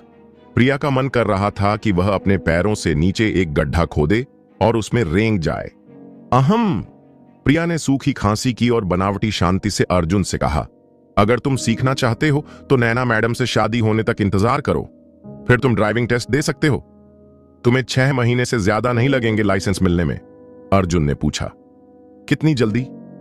प्रिया ने होंठ सिकोड़े, उसे एक तिरस्कार भरी नजर दी और कहा, मैंने लोगों को 1 महीने में अपना लाइसेंस लेते देखा है, लेकिन वे सीखने से पहले गाड़ी चलाते थे। तुम्हारा क्या? मैंने उन्हें देखा है, लेकिन मैं कभी एक में बैठा नहीं हूं, अर्जुन ने ईमानदारी से कहा। वह नीलगिरी पर्वत पर बड़ा हुआ था और 1 दशक से ज्यादा समय से नीचे नहीं गया था। वह जड़ी बूटियां बेचने और किराने का सामान खरीदने के लिए नीचे के कस्बों में गया था, इसलिए वह दुनिया से पूरी तरह से अलग थलग नहीं था। यह मुख्य रूप से उस सुबह विक्रम की कार में सवारी के कारण था, जिसने एक छोटा, यद्यपि कुछ शर्मनाक प्रभाव छोड़ा था। उसे सवारी में उल्टी हो गई थी और इससे उसे थोड़ा शर्मिंदा महसूस हुआ था। अर्जुन का व्यक्तित्व ऐसा है कि वह जिस चीज से जितना डरता है, वह उतना ही उसमें शामिल होने की कोशिश करता है। उदाहरण के लिए, जब वह बचपन में चिकित्सा का अध्ययन कर रहा था और खून से डरता था, तो वह पहाड़ों में जंगली जानवरों को पकड़ने के लिए दौड़ता, उन्हें वापस लाता और खुद को उन्हें काटने के लिए मजबूर करता। बाद में वह एक हाथ में रोटी और दूसरे हाथ में चाकू पकड़कर खाते खाते जानवरों के शवों को काट सकता था। हालांकि प्रिया अर्जुन के साथ अच्छी तरह से नहीं मिलती थी, लेकिन वह एक समर्पित और जिम्मेदार व्यक्ति थी। वह जल्दी से अर्जुन को एक ड्राइविंग स्कूल ले गई और अपने शुरुआती 50 के दशक में एक अनुभवी ड्राइवर को ढूंढा। उसने मुस्कुराकर कहा, ये गुप्ता जी हैं, मेरे ड्राइविंग प्रशिक्षक। वह बहुत अनुभवी और जिम्मेदार हैं। मैं तुम्हारा नाम लिखा दूंगी। जब तुम अपने परिवार के कामों से निपट जाओ तो आकर उनके साथ अभ्यास करना। कोच गुप्ता जी हंसे और प्रिया ने कहा, चिंता मत करो, मैं उनका ध्यान रखूंगा। फिर प्रिया की ओर इशारा करते हुए उन्होंने अपने आसपास के छात्रों के समूह से कहा, हमारे ड्राइविंग स्कूल की सबसे प्रभावशाली छात्रा, तुम्हारी सीनियर ने 45 दिनों में अपना लाइसेंस अर्जित किया, हर विषय को पहली कोशिश में पास किया। तुम्हें उसे सीखना चाहिए। वाह! छात्रों ने प्रिया को प्रशंसा से देखा। प्रिया ने विनम्रता से कहा, यह सब गुप्ता जी के अच्छे शिक्षण के कारण है। अगर आप मेहनत करेंगे तो इसमें ज्यादा समय नहीं लगेगा। अर्जुन उत्सुक दिख रहा था और उसने कोच गुप्ता से कहा, क्या मैं अभी ऊपर जाकर कोशिश कर सकता हूं?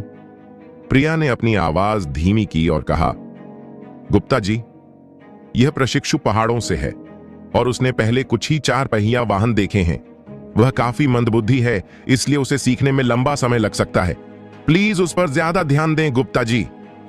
कोच गुप्ता हंसे और उससे कहा, मेरे सबसे धीमे छात्र को 2 महीने में उसका लाइसेंस मिला था। वह कितना भी मंदबुद्धि क्यों ना हो, क्या उसे 3 महीने से ज्यादा लग सकते हैं? वैसे भी जब तक वह 5 बार फेल नहीं होता, वह अभी भी मेरा छात्र है और मैं यह सुनिश्चित करूंगा कि उसे उसका लाइसेंस आसानी से मिल जाए।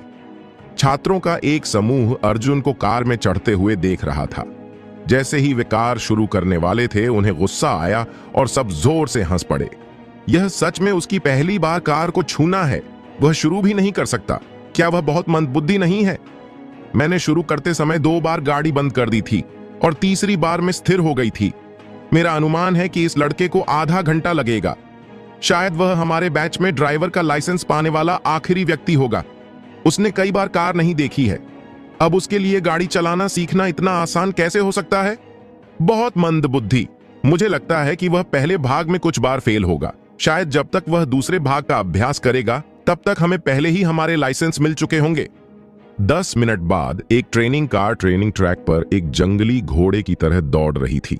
कार के पीछे धूल उड़ रही थी।